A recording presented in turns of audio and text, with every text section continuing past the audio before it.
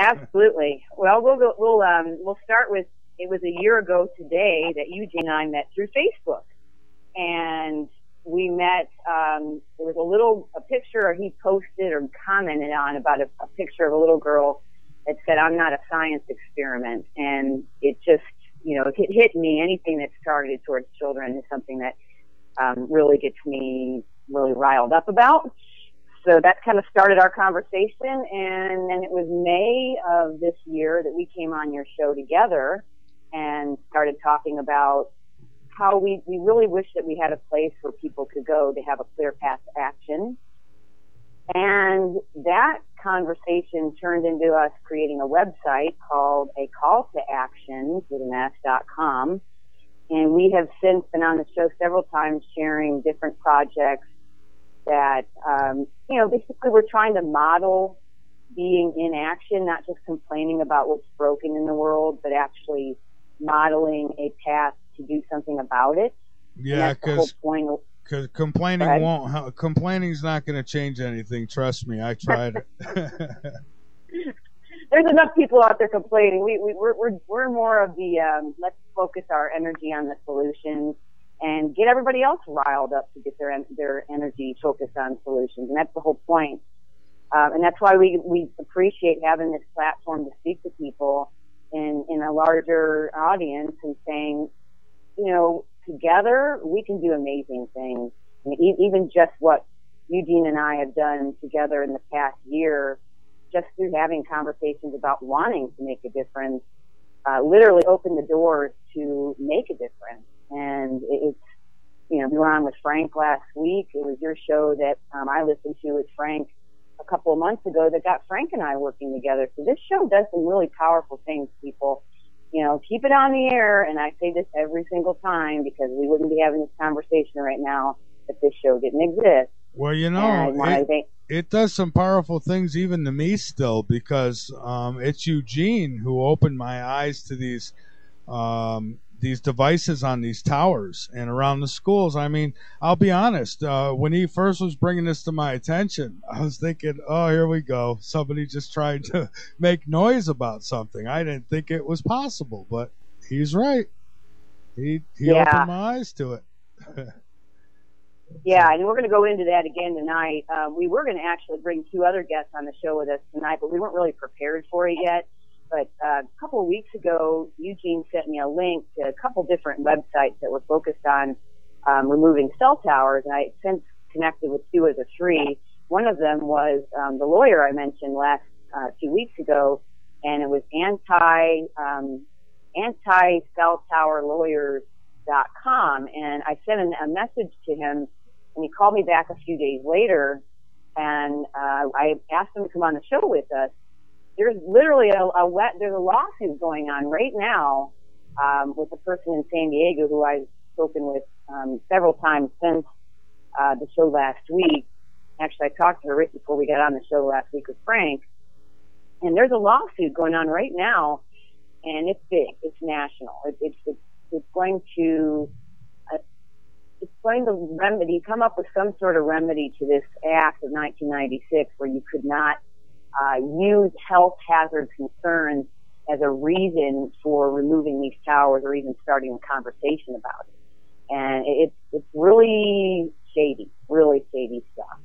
But we're going to have, once that lawsuit is officially filed, and we can talk about it in great length, we also have an expert I can't remember the name of the institute in Sweden, and talking to him as well, and we'd like to have him come on the show and talk in great detail as an expert about, we know to a degree, we're not the scientists, but we know that there are dangers. I mean, if you just read the statistics about the percentage in children's leukemia, and the rise of cancer, where they are located on these schools, and the more I look into it, Michael, the more alarming it is, the more it really literally scares me that if we don't do something quickly and get people riled up to be part of removing these towers, and I don't know how easy it is to do that, but if we're all coming together and doing it, I have faith in the power in numbers. Well, I suggested last night at the end of the show after we spoke with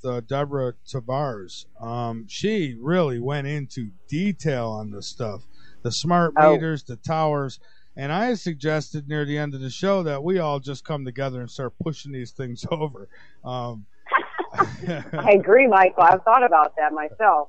Yeah, let's get 300 million of us and let's just push these things. Oh, go ahead. I just want to let you know I'm all in on that one. I think that's a great idea. There's nothing to take the place of people power, and that includes artificial intelligence or anything else out there. So, coming together is a crucial aspect of really seeing this whole project come to fruition, and the removal and keeping people safe ultimately is what we're shooting here for, and raising awareness about these different sets of issues. So I'll let you guys go ahead and continue. I just want to let you know I'm here, and nice to be on with you guys, and looking forward to getting to the show with you tonight. Yeah, welcome. It's always great to have you. Again, I was telling Kimberlee that you had opened my eyes to these towers. I've heard about it before, but I never put much thought into it. I thought, nah. But you've proved it. So thanks to you. That means a lot to me, Michael, particularly with somebody like yourself who, to be in the company of some of your guests is really quite an honor, I think, for both of us. And, similarly for anybody who's on your show. But, I think that to say that we hadn't put that much thought into it may be a little, these things are, when we get into the synthetic telepathy and all these other types of things, they can make you think things. I'll try to show people, anomalous things in the sky and other things, and people will literally just look away. And I guess you were touching on something about an infrared satellite that had gone silent. Is that? Yeah, picked up on that at the beginning. Yeah, they're reporting that the infrared satellite has gone silent and that they're shutting down their radar. It's all with this government shutdown thing, and that the radar system is being shut down. And they're full of it. They just don't want us creeping into what they're seeing. Absolutely, it all ties right back into what we've been trying to illustrate here since the beginning. Certainly, the ET element is a variable here that would just be ignorance and not really equating to the view here. Personally, I think there's overwhelming proof of that aspect of it, and certainly the artificial intelligence element is also a part of it. And to see the unfolding of these events taking place right now is it's such a brilliant illustration of a timeline shift, plain and simple. And I think that overwhelmingly, many people that I know and am around from all different walks of life are beginning to feel this and see this.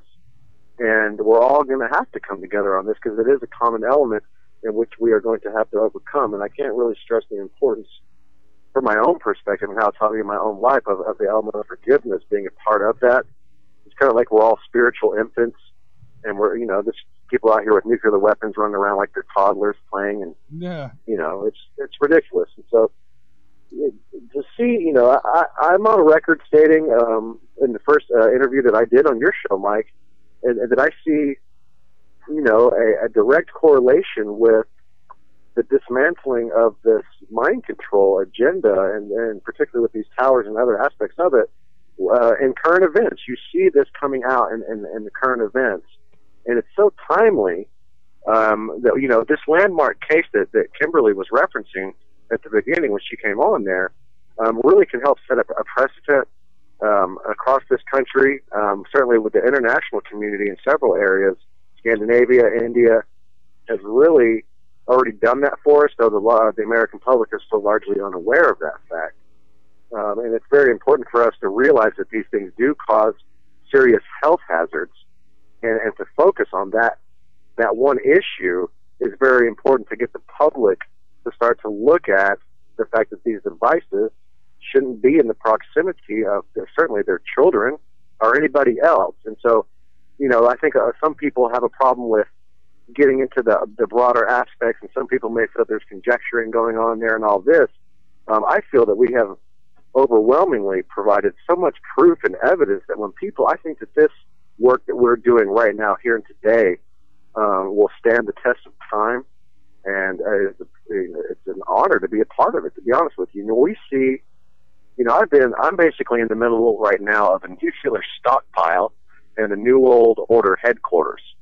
And that's where I've been these last few days as these events have been unfolding. And, excuse me, and it is, again, it's very timely. And to see the shutdown, quote, of our government, I mean, I was 17 or so, well, maybe 19, in 1996, and I don't remember them shutting down the government. Do you guys remember that? No, I don't. No. Well, this morning, guys, okay, NPR, and by the way, my screen name on NPR is Mind Control. All right, we just, sorry to interrupt you, but we just added 804 to the call. I'm just muting my computer. Okay, yes, please. What was that? Hey, how are you? All right, how are you? Okay, this is Catherine Cindy. Okay, hold on a minute, Cindy, and let Eugene finish his point, and then we'll bring you in. But go ahead, Eugene. Okay. Sorry about that. Okay, I kind of lost my train of where was I there, guys? I'll tell you where you were. You were talking about the mind control towers. And hi, Cindy, and happy birthday, Kim. NPR. Yeah, NPR. Hello, darling. NPR, Eugene, finish, because that was an important point. I don't want to. Oh, yeah. The fact that nobody remembers. On NPR this morning, I'm listening to it in the car, and they're saying that the last time the government shut down was in 1996. Okay, we go back to the show that we did last week, a couple of weeks ago, rather, where we were really trying to bring in the EACS documents, the Ptolemy, and the Berkeley stuff with the DARPA and all these others, and that whole project started in 1996, 97. And this is a very, very pivotal time in our history on many different levels for many different people who are involved in these types of issues and trying to help bring them to light. And I know there's a resounding consensus about this amongst us. And certainly all the documentation is there for this. And they are literally saying on NPR, okay, and I heard it myself this morning, that the last time the government shut down was in 1996. And I'm just thinking, what? And so, we have the government shut down right after the University of Berkeley is evacuated due to an explosion of sorts, or a power surge in a utility vault, which was underground. And this is the whole thing about the 666 complex systems prop that we see in the documents that you can see on our website at calltoactions.com. And those are official documents from the University of Berkeley.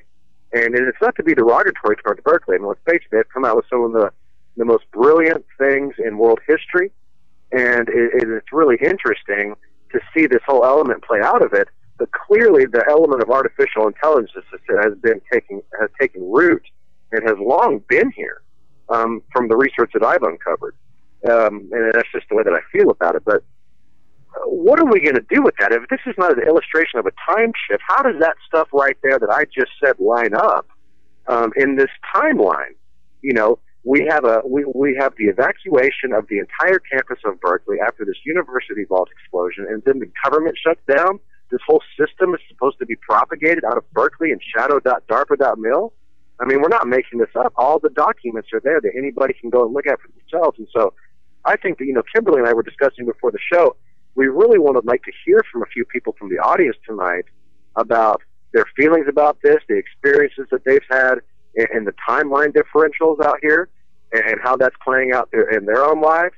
And, there's been numerous instances throughout my listenership in different radio shows, particularly, Coast to Coast, like, Red Eyes Creations and some of the others, and your show too, Mike, in which people, and one of the brilliant examples that comes to my mind is the fact that, some people thought that Nelson Mandela was dead, and other people knew that he was still alive.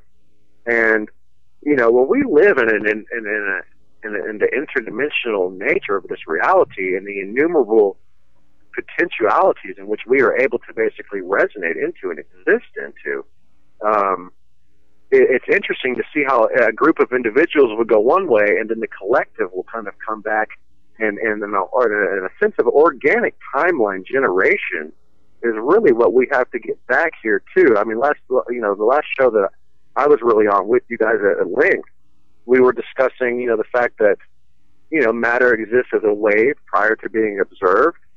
And when we have these towers that are propagating these wavelengths in which we then perceive, that is something that is used. We then manifest these things into reality, and it's artificial timeline generation in which we are participating through interfacing with these towers in this artificial intelligence system. And that is just simply where everything leads to be. And so I would just simply love to hear anybody, including yourselves guys, how this stuff adds up, what this means, where are we going from here, and just how important it is to really take a look at this stuff. I mean, the largest, the most powerful country and the most powerful military force doesn't just shut down every day. And so, we're going to be about 24 hours into that now. I think that it's going to be okay, and I think that's the first step into making it okay. But I really want to hear from people tonight about what that's going to be like and how we're going to come together as a human family on this planet and play that out. So, well, I think it shuts down when it's been taken over. But I'll leave it there. But Kimberlee, before you respond, I just want to let everybody know. Most of you should know this by now.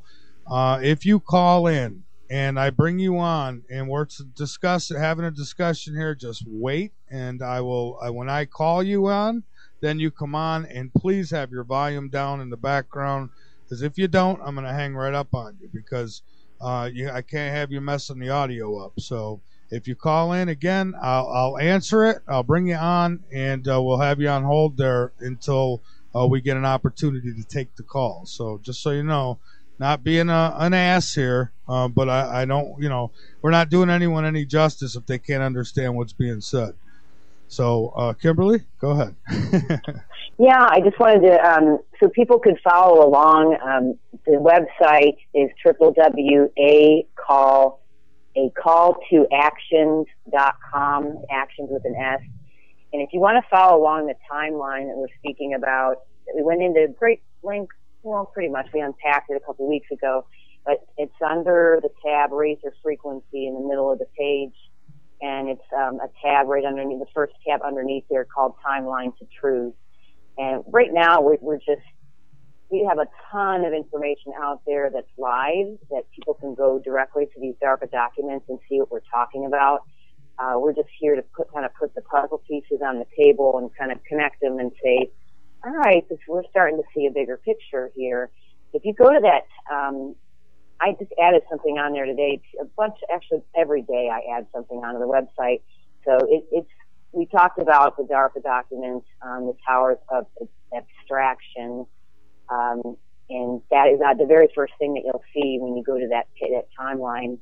And something we want to also touch base on that Eugene and I just talked about this morning was actually I'll have to find it. It's not on there at the second. I'll have to update it for a second. Also, go to the project section, project tab, and then project 4 in action. And there's several different links here, several different videos you can listen to. One of them I put on your page last week, Michael, was the Jesse Ventura. It was on the Glen Towers. And it talks about, on that show, how people, they all have these same symptoms. They're targeted. They're literally targeted. People who have spoken outspokenly against the government, against people in the government, and they were targeted. Literally targeted like energy weapons at them. Can't sleep at night, have trouble, their thoughts are being manipulated, or they're hearing voices in their head. And there's several individuals there, and they all seem like pretty sane people. And one of these guys has been targeted for like 30 years. So this is real stuff. There's another video on there with Ollie Johansson, and he's the one that's the expert in Sweden. He actually had some emails back and forth with him recently, and I'd love to have him on the show as an expert talking about, this, how real this really is.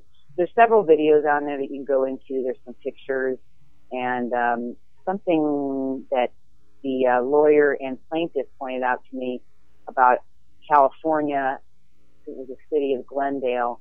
There's also something on there, Glendale City Council, speaking about that. So there's tons of information when people have a chance to actually sit down and look at this stuff. It's there for you to take a look at, not just to take our word for it. We're just here to put the puzzle pieces together and have an interesting conversation about what all that looks like. And there's a lot of stuff up there other than those two things. But that's our main focus right now. Is also, Eugene. Go ahead. Real quickly, I think that, I want to make it clear, I'm certainly not here to entertain anybody here tonight, and I don't mean to, sound rude when I say that. We are presenting evidence and really laying out a case here and making our case very clearly for anyone who's interested and still able to be able to come and take a look at these things. And again, the first thing that I ever really said on your show, Mike, was that we live in a mind control state that is so severe that it is literally dismissed by the public due to that severity. And, one of the most recent documents that we have up, I'm not sure if Kim's got that up, I'm sure it'll be up soon, is... I'm going to look at it right now. I worded that, Kim, is that newest DARPA document, and where it's a stated objective of them to have these portable brain reading devices in every classroom in America. It is a live link to a military website that says they want to read the brains of your children at school. Okay? And so, this is a very important issue. And Mike, I hear you when you say, this is a sign of things that have already been taken over. And the way that I look at it is that we've long since been infiltrated. There has clearly been a presence on this earth which, had an insidious intent towards the human race. People could call these demons. They could call them ET. They could call them whatever they want to call them. The bottom line is they are in every myth and legend across the globe from ancient times. And, the whole fact that we may want to call them different names is just kind of a distraction. And when we get into the very nature of the towers of abstraction, email log and all these other things with these, shadow government officials and these high-ranking, these prestigious, the different professors from these different universities, it starts out with the Tower of Babel. We don't need to be out here babbling and getting, mincing our words and getting caught up in we need to come back full circle on this, put all the pieces of the puzzle together so we can understand what this is all about. And so I really think that document should really help wake anybody up. Simple question. Do we want mind-reading devices on public school property in every classroom in America, end quote? And so I think that's a very telling document, and I really encourage any parents or anybody else to take a look at that kind of stuff. And we need an outcry about this kind of stuff. We need to be able to stand together, and ultimately this system will fall. And from my perspective, I think there's a lot of hope still left. I think that there could be a good shift here, and we can go into a good light. And that's because of the way that I choose to kind of decipher different things for different scriptures and stuff. And then we see in Revelation chapter 10, for example, in the Bible, Jesus says he says to let your yes be a yes, and that anything else comes from this is from evil. And that's, paraphrase, but that's in red letters, which means it came out of his mouth.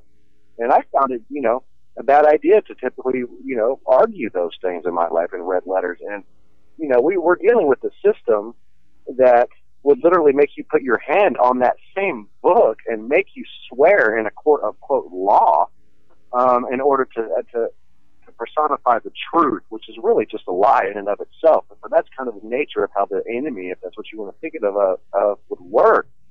And it gets deeper than that. And, there's an angel that comes down out of heaven in Revelation chapter 10, and he puts his hand on one foot on the land, one foot on the sea, and he swears by the God in heaven and by everything that is in the sea and on the earth, which is clearly something that is written not to do. And he has pillars of fires for legs and all this, and he's getting upset because, in the literal translation in the King James, it says there will be time no longer. And I think that's a very important thing for us to be able to equate into our current worldview, because at that point it breaks up into an interdimensional nature of our reality, which, come and talk to me and some of the people that I'm with. I can clearly illustrate it for you in video. Come and hang out with me for a couple of hours, and I'll let you see. And I think that anybody, the simple observance of these things is what really starts to wake us up to them. And, the nature of my involvement in some of the things I've been in my entire life has really led me to have that kind of perspective. And so it is obligatory for me to try to be able to be out here and say this kind of stuff. But what do you have to say about this kind of stuff, guys, what kind of corroboration are we seeing with the 666 system coming out of Berkeley, the evacuation of Berkeley, the power surge, and then the collapse of our government? Well, is that a coincidence?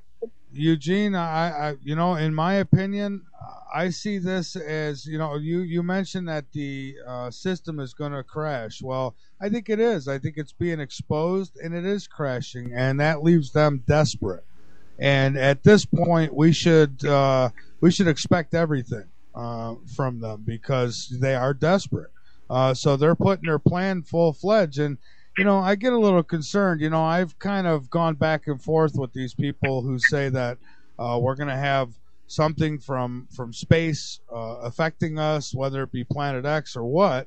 But, I'll tell you, the way these mice run lately, it kind of makes you think, if not that, something is coming down, something's going to happen. And I think that's a big reason why they're closing a lot of stuff down. And I hate to sound like a conspiracy theorist, but, I'm saying it like I see it. I mean, we're seeing a lot happen. There's more happening. I mean, my God, in probably the last couple of years than has been in the news my whole life. I mean, it's just unbelievable how fast time is moving and how fast the New World Order is moving. That's right. It is. It absolutely is. And, I think one thing that I really like to consider that still gives me hope, and to try to be hopeful in all things, has proved invaluable for me in my life, and it's exceedingly difficult at times. And I certainly understand that for anybody out there, that, suffering does still exist, and to be hopeful or to rejoice in those things is just sometimes just inconceivable for us. But, it's very rational for me to consider how the collective thought projection of the collective consciousness on this planet is reflected in the physical from a prior thought pattern that has disseminated itself throughout the collective and then come to fruition. And we see that over and over, and certainly it's written, and it's something that the ancients certainly knew on all different levels. And we see that reflected, for example, in sci-fi and in fiction works. And eventually these things become real and they become tangible. And that is the very essence of the power of the human spirit and mind and heart coming to fruition. Yeah. And so it's very, we are co-creators with the force of love and of God. And so that's the way that I choose to see it. And that, again, it does still give me hope that, if we choose to, if things are relative to the observer, which is, again, with the whole theory of general relativity and special relativity, both play off each other, of course, but the fact that time and matter are relative to the observer on a physical level really makes you want to try to look at things in a positive light. And, we have these anomalous objects out there, and we have all these other things, Understanding holographic theory is a very important thing for me to try to equate into my life to still be hopeful. And I find a lot of peace in it still, although it can be very kind of, I don't really know how to say that nicely. It can really just kind of, it can be terrifying at times, to put it mildly. So, right. And I tell people all the time, have faith in God. There's nothing wrong with that. Nothing but good could come out of that. But let God have faith in you as well. He didn't put you here to sit and watch Dancing with the Stars. You're here for a reason. So, if you want him to help you, then you need to help yourself, and that helps him. So, some of these people think they're just going to sit Indian style in the middle of their living room, and God's going to sweep his hand in and put them to safety. It don't work that way. I think that, God helps those that help themselves. We need to help ourselves. We really need to be our own leaders right now. And this electronic weaponry that they're using on us, these frequencies, these different technologies that they're using, the mind control, Trust me, folks, this is real. They are doing it. These smart meters. My God, did I get an education in those things last night? And then I learned that I have one outside on my pole, but I rent, and there ain't a damn thing I could do about it. So except move. So right. We're seeing a bit of a movement to try to counteract that. Of course, you hear about these women getting arrested for trying to stand up to people installing these things in their homes, and let's face it, we're fighting a very powerful entity here, and a righteous anger is one thing, and it's certainly proved useful for me in my life, and it's something that some people can't understand, and I don't pretend to fully understand it myself. But is it counterproductive to really kind of point fingers and do all these other things? Is something that I've really had to try to learn in these last several months, and coming into all this and doing the things that I'm doing. But clearly, if there's a health concern, or these other, if they're causing illness in people, if they're causing symptoms of, we know that the mind control is real. There is absolutely no question. And Mike, have you had any experiences with that personally? With what? The mind control? Yeah, other than just the global implementation of it. Is there any individual basis on you since all this has begun? Not that I know of, not that I'm aware of. When we had the guest on last night and she discussed the smart meter and what's going on with those, I'll tell you, some of the symptoms she went through seemed to be fitting. However, no, I don't think so. I don't know. I know one night I was doing my show and my eyesight literally crossed. I couldn't see straight. Everything was just mixed into everything. And, but other than that, I felt great. And I'm thinking, what the hell is going on here? And it lasted for about, 40, 45 seconds. And it disappeared. I went to the doctors. There's nothing wrong with me. So, I don't know. Are they using this stuff and zap it? Maybe. I haven't had no strange thoughts. I'm certainly not thinking about shooting up a McDonald's or killing myself. That's for sure. It's easy to, it's sad for, you have to kind of laugh stuff off sometimes. It is important to be able to do that. But it doesn't negate the seriousness of the situation in which we're finding ourselves today. The targeting of children and the increase in child illness is so ridiculous. To think, just to, people can't wrap their mind around it, bless their heart. A 250,000% increase in autism is a statistical fact. That's a conservative estimate over the last 30 years generated from the CDC's own numbers, guys. I'm out here with my crew and the people that I'm working with, and we can see it in the public, and so I see a shift coming, and it's back and forth. I see, I literally am able to see these timelines coming and going, and there's so many people out there, and I know several who are listening tonight. And to call in and share your experiences and your testimony about those is so powerful for other people, and that's what we're all here to do, to try to help one another. People do get a little afraid when there's nothing there to show them in a manner in which it is to be done. And it is so important for us to be our own leaders right now, Mike. You're so you hit the nail on the head right there, and really just drive it home, because nobody else is going to do it for us. And the devil makes work of idle hands is a pretty simple way. There's a quote that Kimberlee brought out in a couple shows back there. I forget who that's from, but really kind of illustrates that whole idea of the devil makes work of idle hands. And yeah, it's Outwitting the Devil. It's Outwitting the Devil by Napoleon Hill.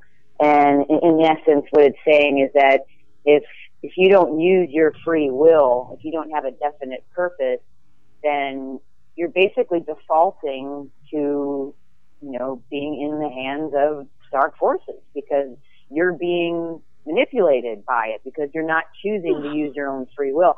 And on that point, just want to say, the reference that you make to time and time no more, that is really about being in the present. That's about being in the now and not being manipulated by worrying about tomorrow or being, guilty about something in yesterday. And we're about being present in the now. And so that's where your real true power is And time is not influencing you at that point.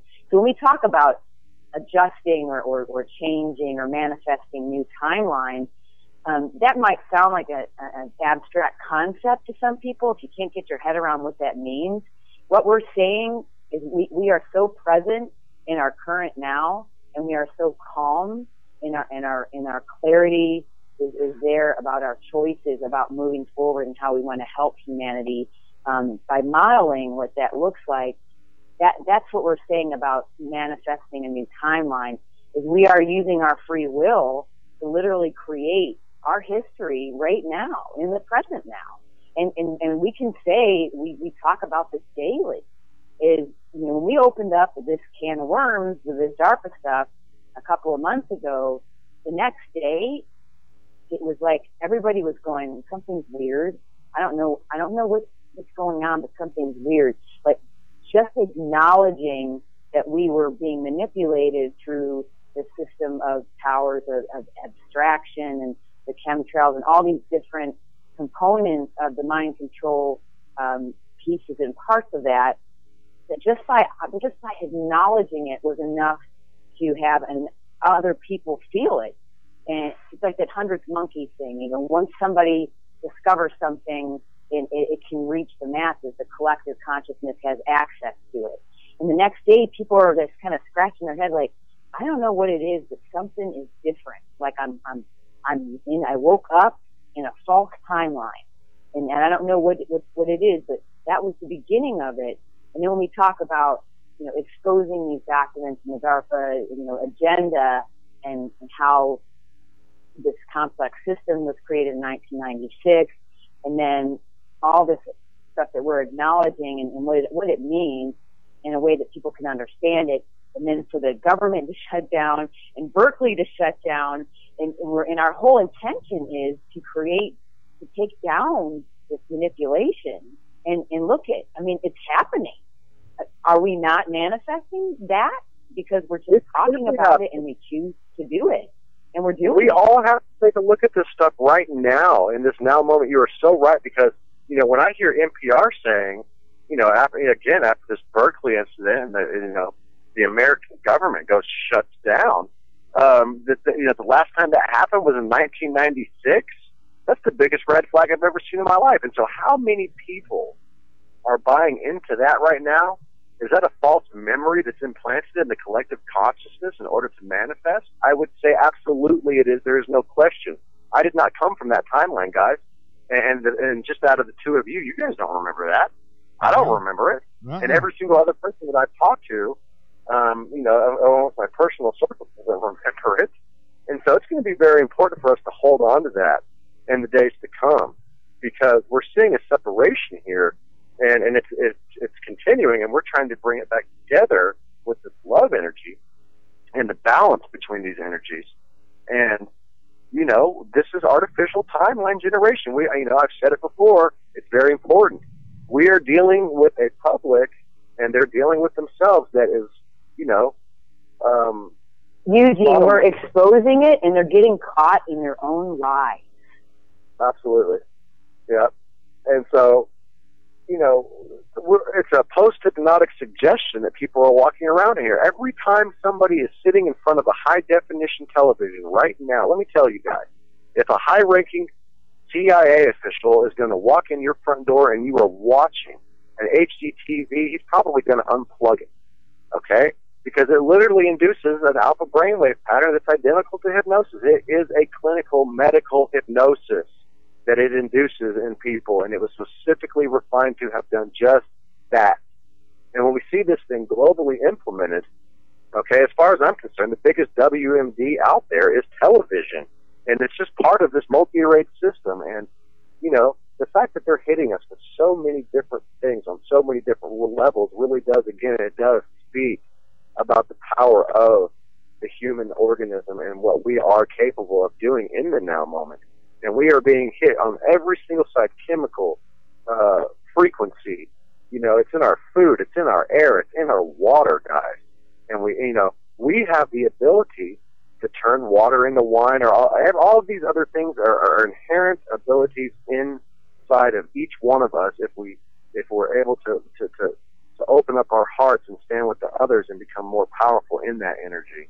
And every time, if we're all created equal, every time a heart lines up with another heart in a loving energy, there is literally an exponential increase due to that coupling of those hearts. And so, it's very important for us to realize that in these times. And you know what? I'm not going to forget that in 1996, the government didn't shut down. Okay?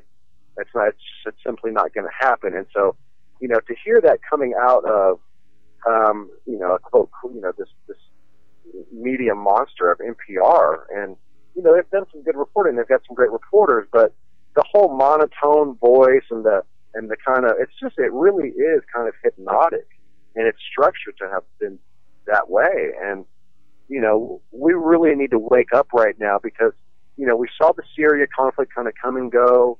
We saw some exposure as far as the acting, and these videos were fake. The UN comes out, Putin comes out and says, you know what, this is crap.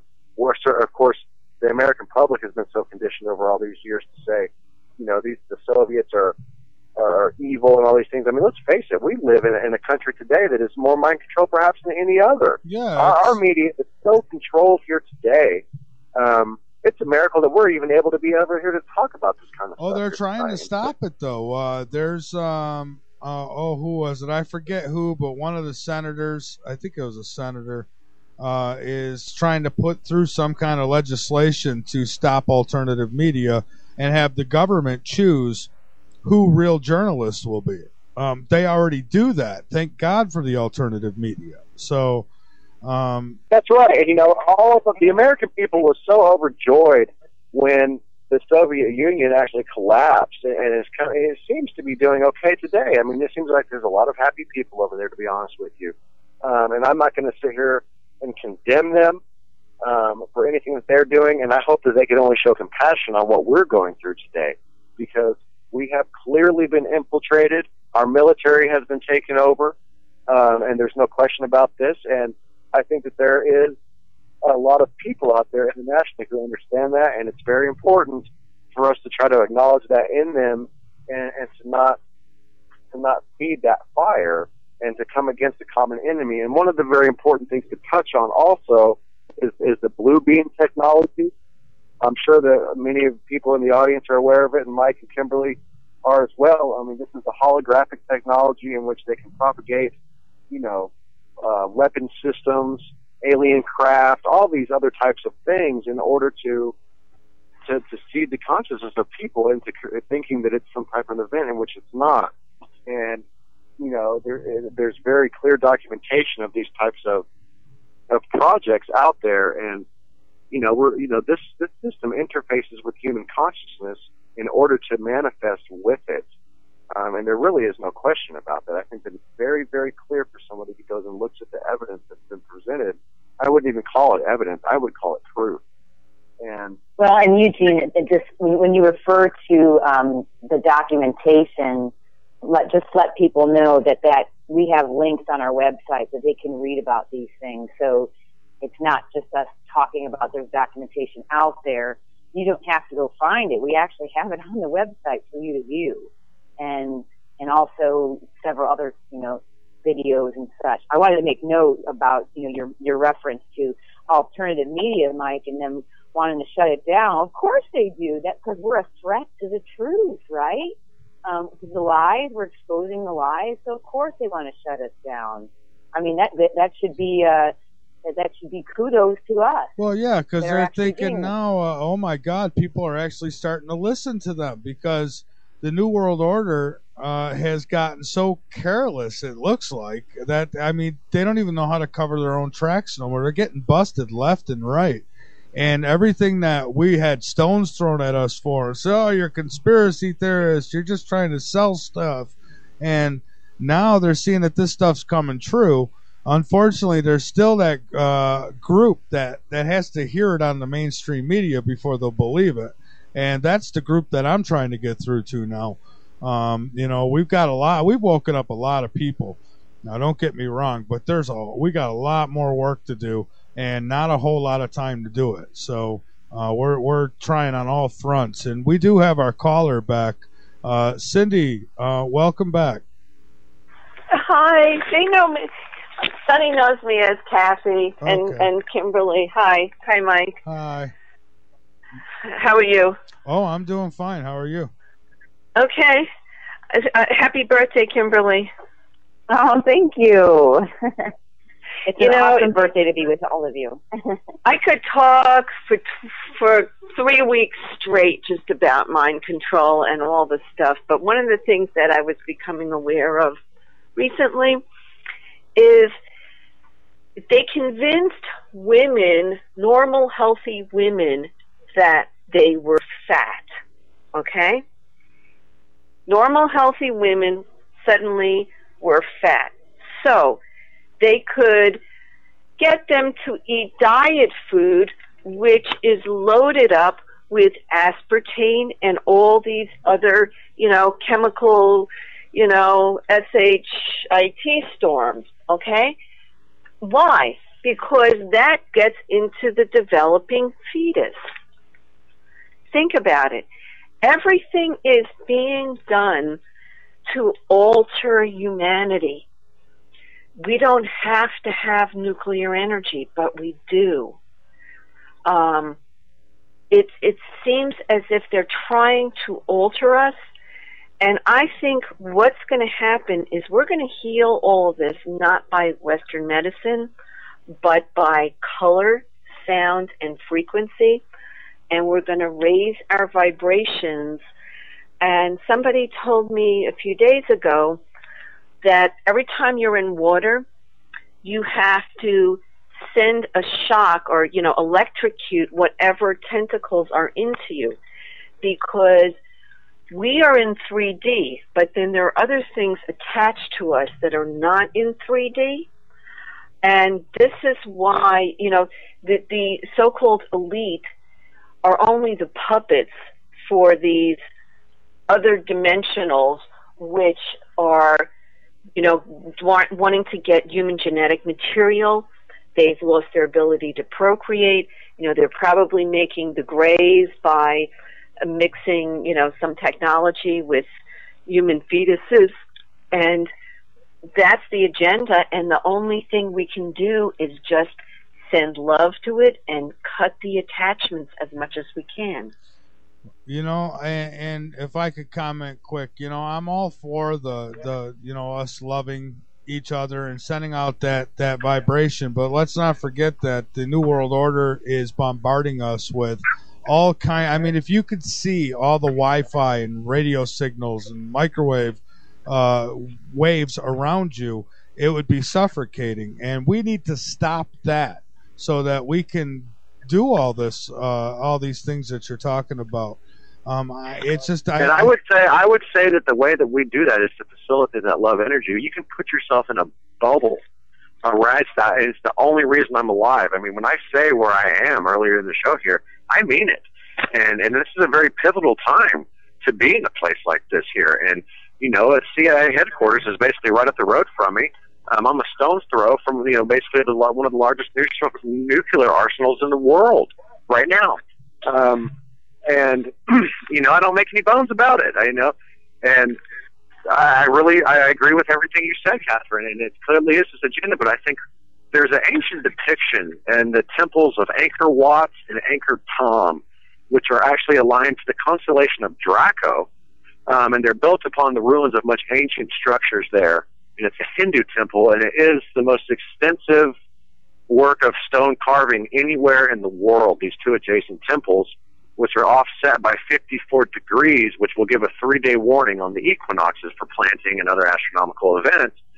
And it's very interesting, the relief that you see carved into the wall and then depicted in 3D in the stone carvings of these statues, which show the forces of good and evil on two sides of a mountain on top of the back, or the top of the tortoise, which is the god Vishnu to the Hindus, which actually, Hinduism is actually a monotheistic religion, but they just have the various manifestations of their one god, which would be Shiva and, Vishnu and Narayana and all these others.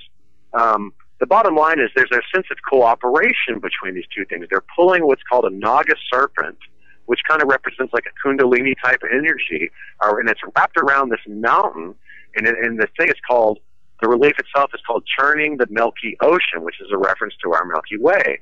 And the sense of cooperation here between the forces of good and evil is churning what they call the elixir of immortality or everlasting life. And it's odd to think of that for many of us, taking it from all the different contexts in which we've grown up with and the biases and the indoctrination that we've all been subjected to, which is clearly the case. But it is, the astronomical knowledge alone in these temples would raise an eyebrow from anybody. I mean, they are clearly aligned with the stars. They clearly acknowledge the cycle of precession, which is, 25,920 years. And this is an ancient recurring thing that we see throughout different mythologies from across the world. And it's an ancient knowledge, and it's a spiritual evolution that has done and taken place on this planet many times before us. And this is a learning ground for us here as souls to come together and to learn these life lessons. And I really do feel like a spiritual infant, because and I find comfort in that there's so much more out there to go. And so at the end of the day, if these planets are going to come, they're going to flank either side of us, and there's going to be martial law and all this kind of stuff. I mean, suffering, let's face it, I don't want to be too candid, but suffering sucks, okay? And it is what it is. But there's a way to get through it, and we've all had it in our lives, and to stand together is ultimately what makes it easier and more beneficial for us, and to understand cooperation for us is so much more important than to condemn anybody. That is essentially what we're doing, is pouring fuel on a fire at that point and making it stronger. To really understand that, and to understand the interdimensional nature of our reality, and again, that now moment, that manifested moment in which we can choose to look at things in a good light or a bad light, has an effect on the future. When somebody does a selfless or an unselfish act, for example, for somebody that, maybe they've never met that person, or maybe it's their family member, or regardless of what it is, that kind of has the butterfly effect. That opens us up to a potentiality of different outcomes, which were based on the free will decision that we were given and endowed with being created. And so that is an ability to create. And it does, some people would try to take a deterministic point of view and try to say that all things are basically predestined and all that kind of stuff. I don't believe that. There's different degrees at which we can experience that depending upon our vibration. But, I'd say ultimately, I've got this project that I'm going to start working on. I'm working on it now, but I'm trying to bring it all back into one. But, love the mainframe. When we get into this AI aspect of this stuff, it doesn't know love. It doesn't know compassion. It doesn't know empathy. And the self-aware AI being able to basically materialize matter through its use of frequency expenditure, when it's coupled with the human organism's perception and co-creative ability, is something that we're seeing happening here today. And that's just it's a profound thing to really realize, and it gets into the nature of everything that we experience here in this reality. So, okay, if you guys want to touch on that. Just in time for a break. Hold on for a moment. We'll come back, and then everybody can comment on this. So this is Late Night in the Midlands on the LNM Radio Network. We've got to take a quick break, and then we'll be back. The call-in number is 803-369-3608. We will be back.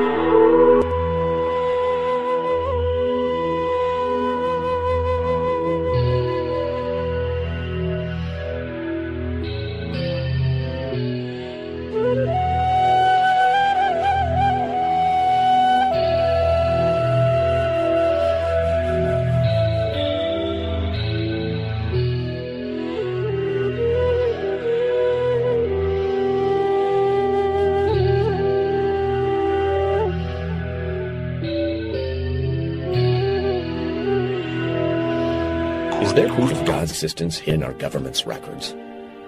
Author Jose Collazo brings his years of research into this stunning question to light in God Does Exist, No More Nuclear Testing, and more.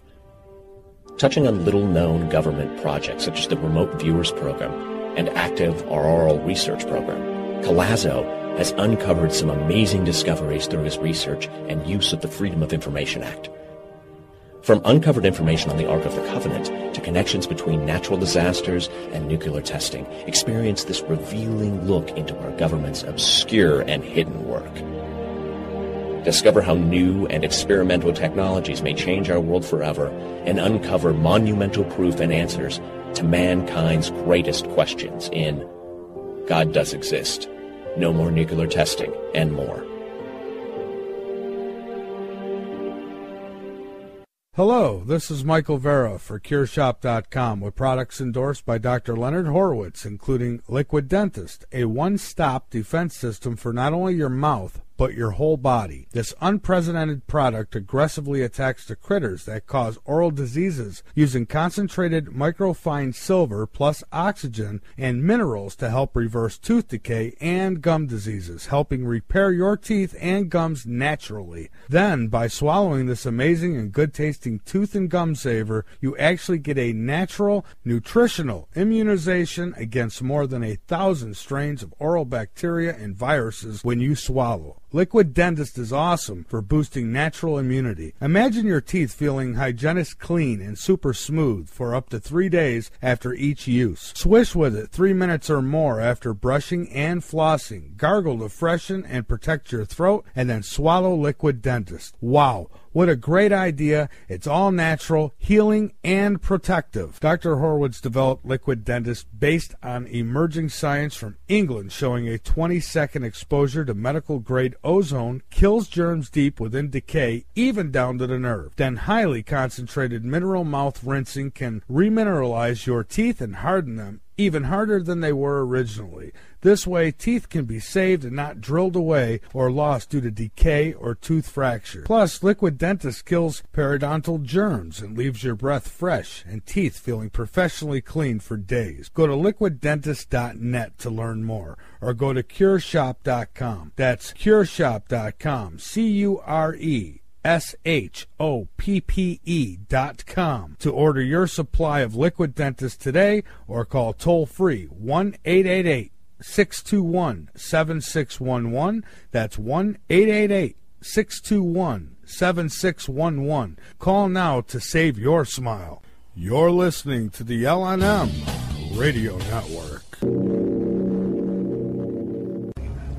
You take the red pill, you stay in Wonderland, and I show you how deep the rabbit hole goes.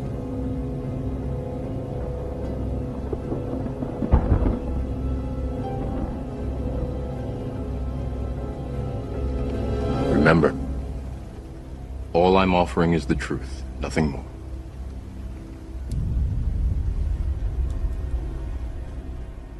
You want the truth? You want the truth? Late Night in the Midlands knows you deserve it. That's why we make it easy for you to listen at www.latenightinthe.midlands.com. So go become a member and be informed. Late Night in the Midlands. We cover everything.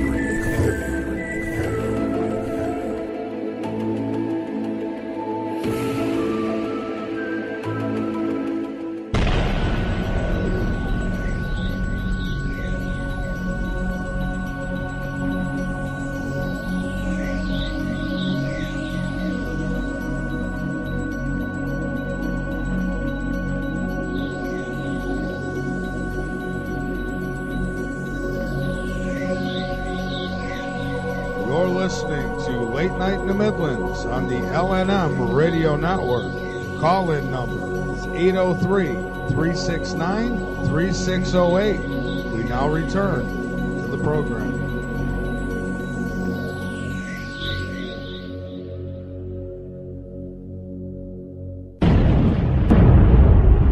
And return we have. This is Late Night in the Midlands. I'm Michael Vera. I have Eugene Sonny Irvin with me. I have Kimberlee Schultz with us, and we have caller Kathy with us. And we'll get back to them in just a second. The website, www.latenightinthe.midlands.com. Get on over, become a member, be informed, and inform others. All we offer you is the truth, and you've come to the right place. Now, I've got a question, and I know that both you ladies would like to comment still, but I do have a question here. When we talk about love, because I hear this a lot, what exactly are we talking about? Because I mean, I love a lot. I have a connection with the Creator, my own way. But yet I still have a smart meter on my pole. So tell me exactly, what you're talking about, because some people are asking what do people mean when they're talking about love will conquer all? Personally, for me, Michael, it's about compassion. It's about compassion and forgiveness. And what I choose to do is I just love people where they are. We're all on our own journey. Right. And if we have compassion for each other about where we are on our journey, and that's a sense of what would be unconditional love. But now here's something. Oh, I'm sorry. I can't help myself. But now here's the thing. While a lot of us are aware of the mind control, and we're doing our best to help our neighbors, to love our neighbors, to be good people. My guest last night was talking about how, and you both have talked about this, how people are being targeted with this mind controlling technology. And she even went on to talk about how even the police have been heavily targeted to be rotten like they've been, a lot of them. So how do these people, how do we all overcome this when some don't even understand that they're being shot with this stuff? Well, again, you can get into the good versus evil. How does in a dualistic environment, what is hot without cold, what is up without down, what is good without evil. It kind of is what it is. It's in the end, it's what do you do with it, and that's why we always, our conversations always end in, okay, this isn't working. What are we going to do about it to be a part of the solution?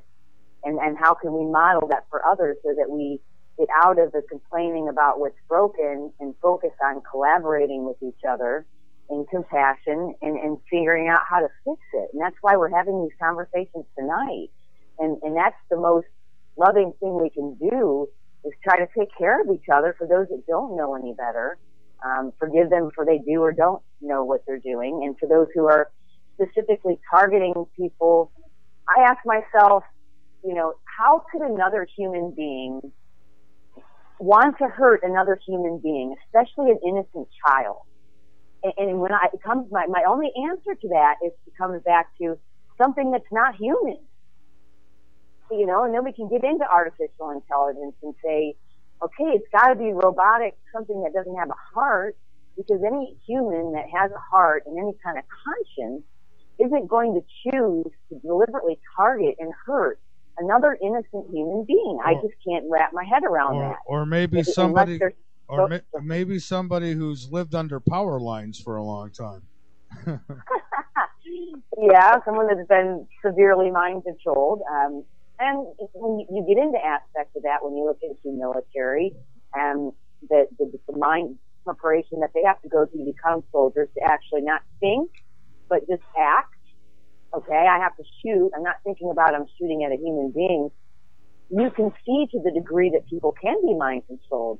I have a cousin that was in special forces, and I remember my uncle saying to my mom that he had to go through mind preparation to go in and do these special forces things for his protection and for his team.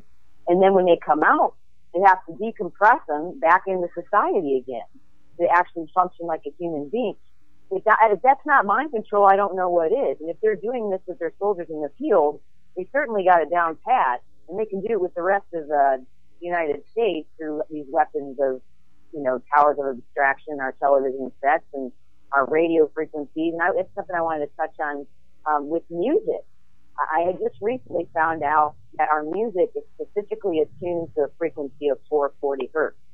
And it's supposed to be what's healthy for us is 443. So they even have targeted our music to get us in a hypnotic type of mindset. We can't think for ourselves. The reason why we can have these conversations in clarity is because we've unplugged the television. We don't listen to the radio. We don't listen to the fake news. What is important will find its way to us, but we have to clear all that stuff out of our way so we can actually think straight and put these puzzle pieces together, and then come on and share this with others and say, guys, really, this is not conspiracy theory. This is a real thing. If you want to look at these documents, this one I wanted to point to that we went into tonight, it's up on their website now. It's called DARPA SBIR STCR programs. There's a link to it. The one that you made reference to earlier, Eugene said, a portable brain recording device and app. Okay, I'm like, I start reading about this technology, and this is fiscal year 2013. This is live, real document from DARPA. That is up for you to read. It's a biomedical, the technology is biomedical human system.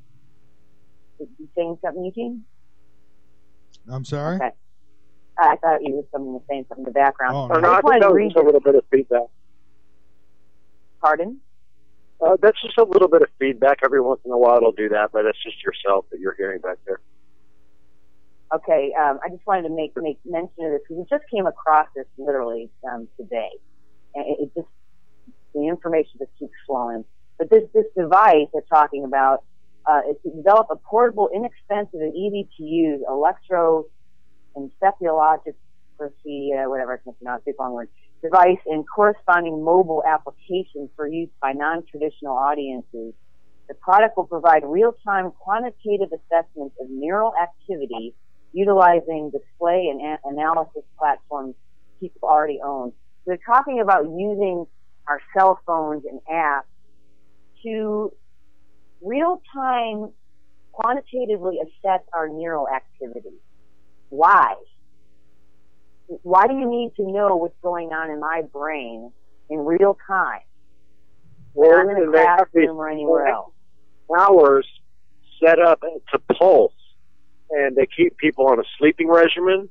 They keep people on a working regimen, and it all is, that type of device that you're talking about there really isn't already incorporated into many of these towers.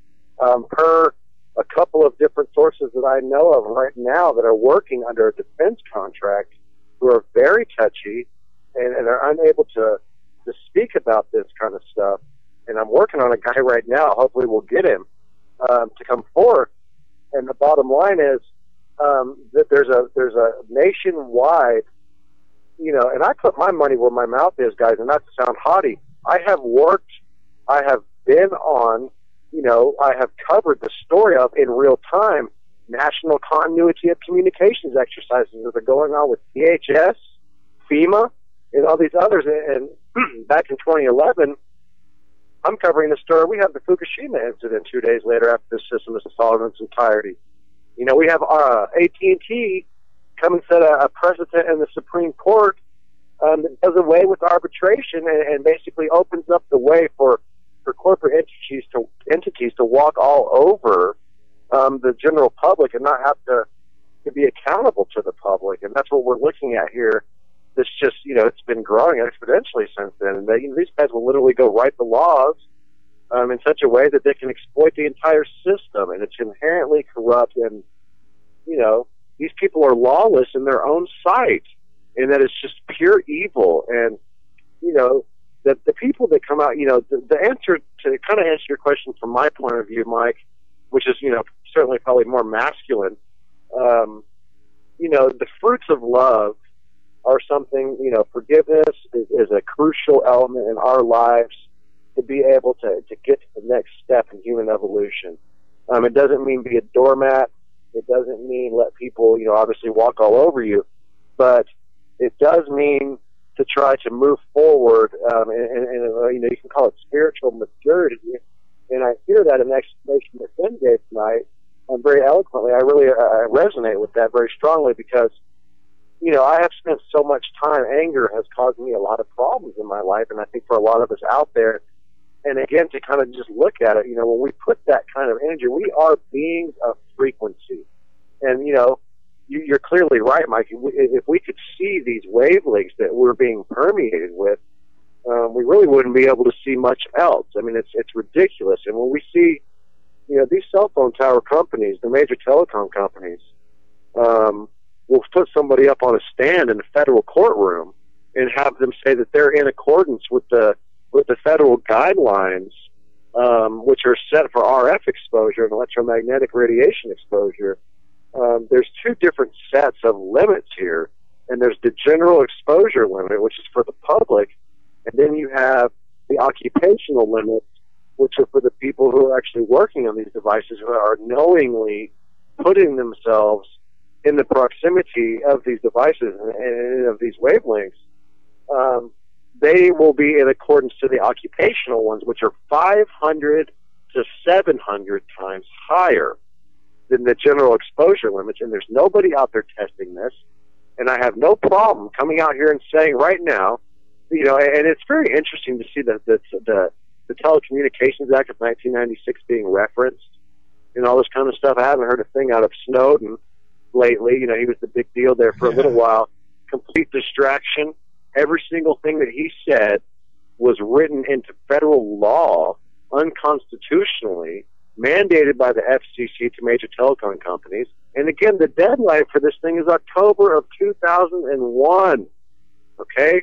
The Patriot Act made all that unconstitutional stuff legal, if that's what you want to think of it as, which it's clearly not. And, I don't know, Mike, are you familiar with William Cooper? A little bit, not much. Yeah, I'm sure that you're probably well up on him more than I am. Well, it seems that what we're leading to amongst my the group of people that I'm working with is that he probably knew my father. And for people out there who don't know me, I have a CIA history in my family. My dad was in the CIA, and it's I've been privy to knowledge that other people haven't. And clearly, these devices that are out there do interface with the human psyche. It's been globally implemented, and I think of artificial intelligence kind of like a remote control for a more insidious, you can call them demons or whatever you choose to resonate with them as. Clearly, there is a non-human entity which covets the ability of free will, which we possess. And that's really what this whole battle is all about, and from my perspective and my humble opinion. But William Cooper was a guy who was privy to, majestic level clearance documents, which is, the Men in Black, and everything that has to do with ETs comes through magic or magi, and the majestic level clearance, which is the highest level clearance out there. And he basically blew the whistle on them. He released an indictment against the federal government at the time of George Bush Sr.'s presidency. In 1989, he was ultimately killed, I believe, in 2001. And it's very interesting that the document, that particular document came into our possession.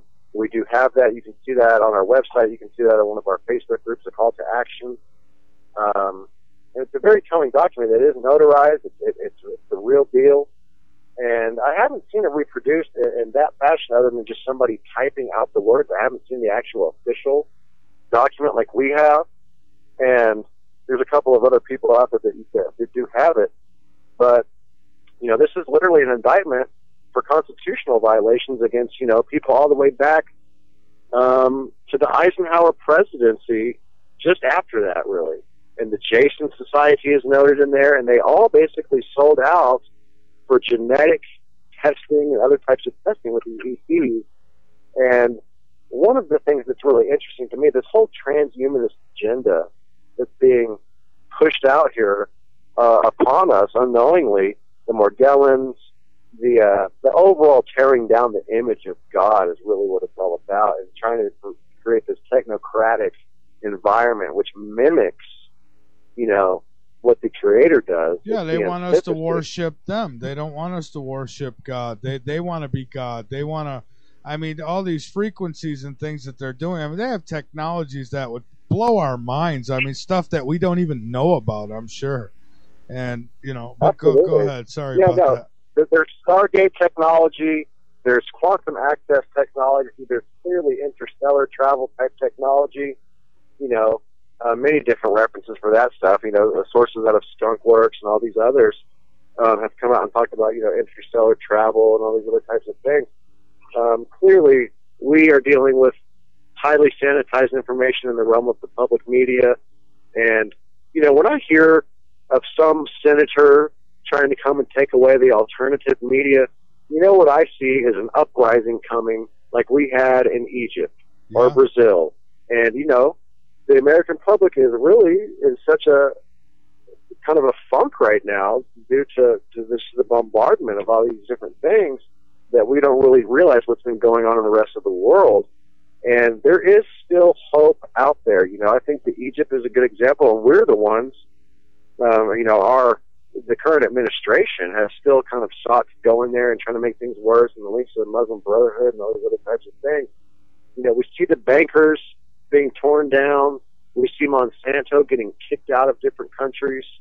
And that kind of stuff gives me hope today in my now moment. And there's nothing else I can do that's more powerful for me than that. So, I agree with what they said about love. And, I think that it's hard to balance that stuff from a masculine perspective, because sometimes you just want to go for the jugular and basically weed out anything that's a harmful element to your seed or to your siblings. And there is a distinction to be made, and sometimes it has to be done. And it's sometimes difficult to know what that is to do. Things become convoluted. But, if somebody's going to, if the UN troops come over here and they're going to come and do all this under some type of unconstitutional violation, as an American citizen, I would say go ahead and protect yourself. It's your God-given right. And so, we may be looking at some stuff like that to some degree. I think that it'll only serve to sharpen the human race at the end. And, personally, I can speak for both myself and Ken. We have been working so hard and just really watching the events unfold. It's tiresome. It wears you out.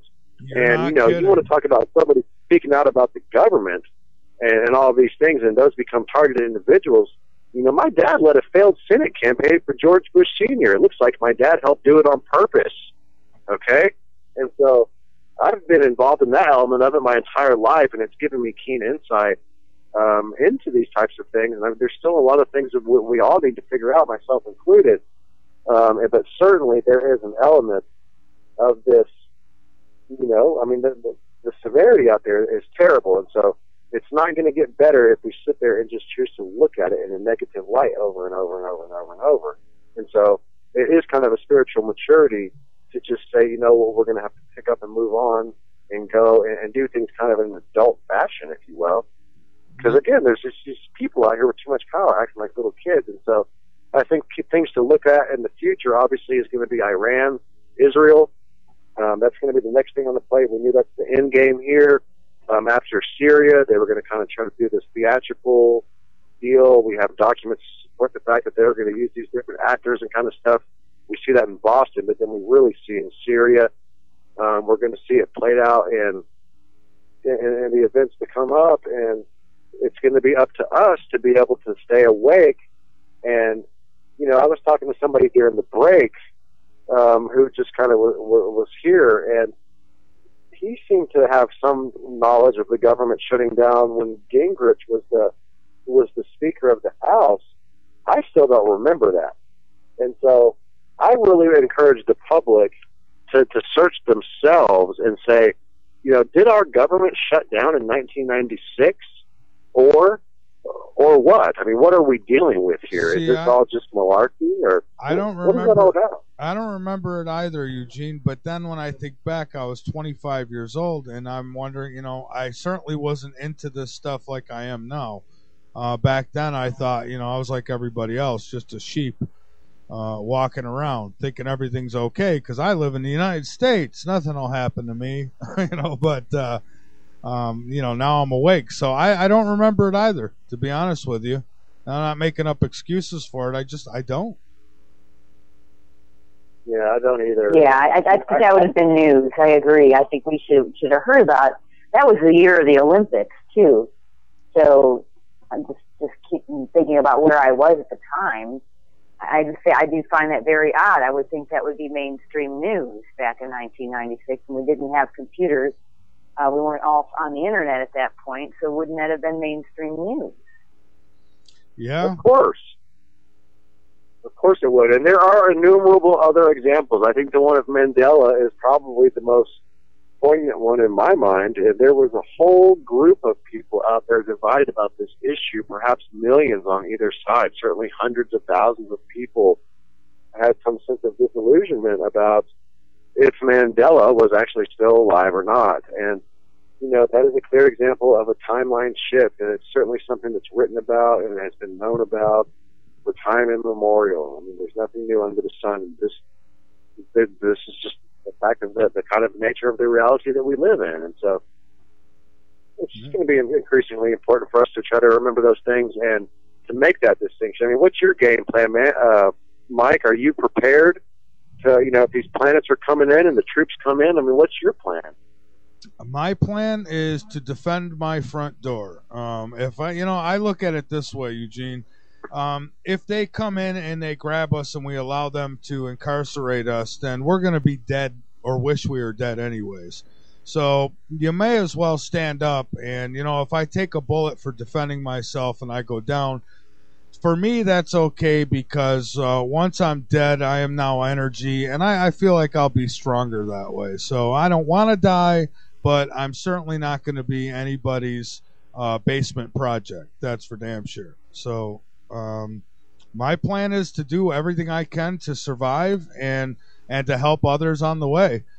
Do I have a 1 year supply of food? No, because one reason is I can't carry it on my back with me. You know, I don't know how many people think they're going to just sit in their homes and read the newspaper while all this stuff goes down. It's you know, so having food storage is a good idea. But I hope you have another plan as well for moving that stuff, because I don't think you're going to be safe sitting in one spot unless you're with some very large group, you know, like, I don't know, some kind of militia of some sort.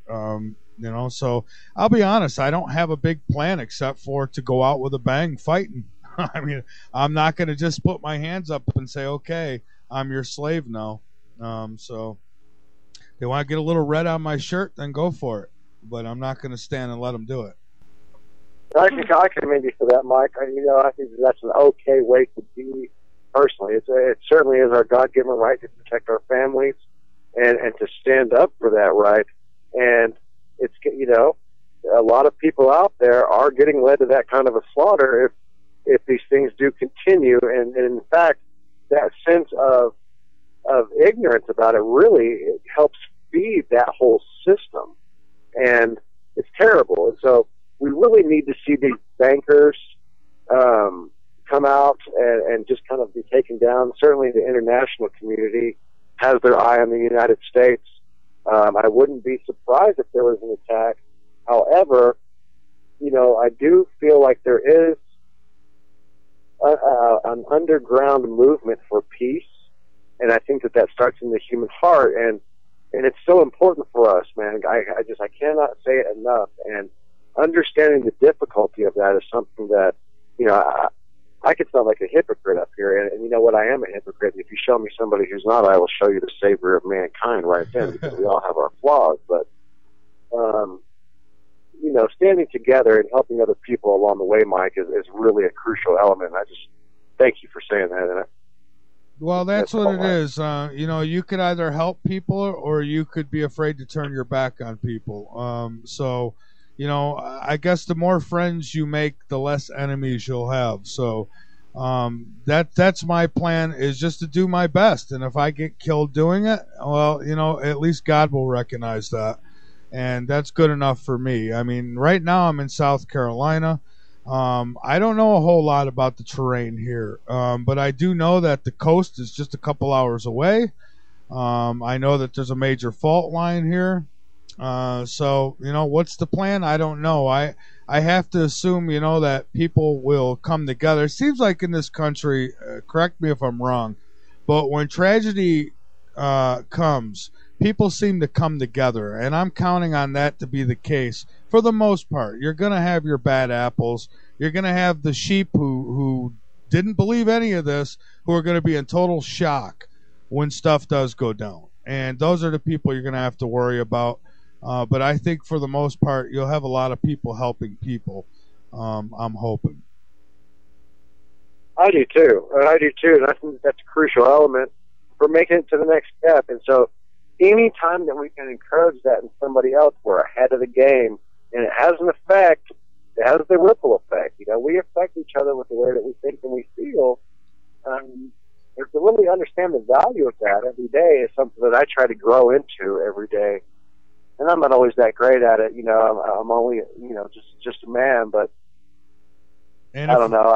I'm so worn out from all the things that we've been doing. I mean, what do you do when you uncover a document that says, they want to basically read kid minds in freaking public schools out here, and you try to tell somebody about it, and you get to be the fanatic because people are already so subjected to these types of devices. And so, people are still waking up, and, people are starting to see the chemtrails in the sky, and people are starting to understand that. Certainly people are starting to understand that their media and their government has been lying to them. And sometimes I think that it's almost on purpose in order to facilitate an awakening. These guys are so sloppy now. You see the videos where they'll have, two people from CNN, and they'll act like they're in two different locations, and they're, making this big charade about these two different things, and you'll see the same truck go by in the background of them, and they're basically standing right next to each other, but they're supposed to be on different continents, and it's all... And you'll see the glitches in their green screens, and, I'll tell you, CNN has been busted red-handed several times faking the news, and I laugh at it because it's just fitting, because that's what I've always called them, the fake news. And if worse comes to worse, I know where there's several caves in Rochester, New York, so maybe I can get to those. So we'll see. Nobody can really say what they're going to do until it happens. I don't know. Will I be frightened and say, holy crap? Yeah, probably. But, I don't know. When my back's against the wall, I do my best. So I'm counting on that. I hear you. I've got enough seeds on me right with me right now to start a little small farm. They're all organic. They're all heirloom varieties. I've got batteries. I've got solar stuff. I've got a solar panel here with me that I can hook up to a car battery. I've got water purification tablets, all those different kinds of other things. I don't have a firearm right now, but I do, if I needed one, I believe God would lead me to one in order to use it. And I'm certainly not against the Second Amendment or the right to bear arms in this country. And Maryland passed a law, I think just today, which is, perhaps the strictest in the country. They outlawed over 40 different, types of guns and different high round magazines and such. And I'm telling you, they're doing this for their protection. They know something's coming. I mean, you just look at everything that they're doing. I don't need to go through the long list, but go ahead. Sorry. Mike, is that, Obama was the gun salesman of the year last year trying to push this gun confiscation. And it gets back to that cooperation here. And he was giving them away on the border.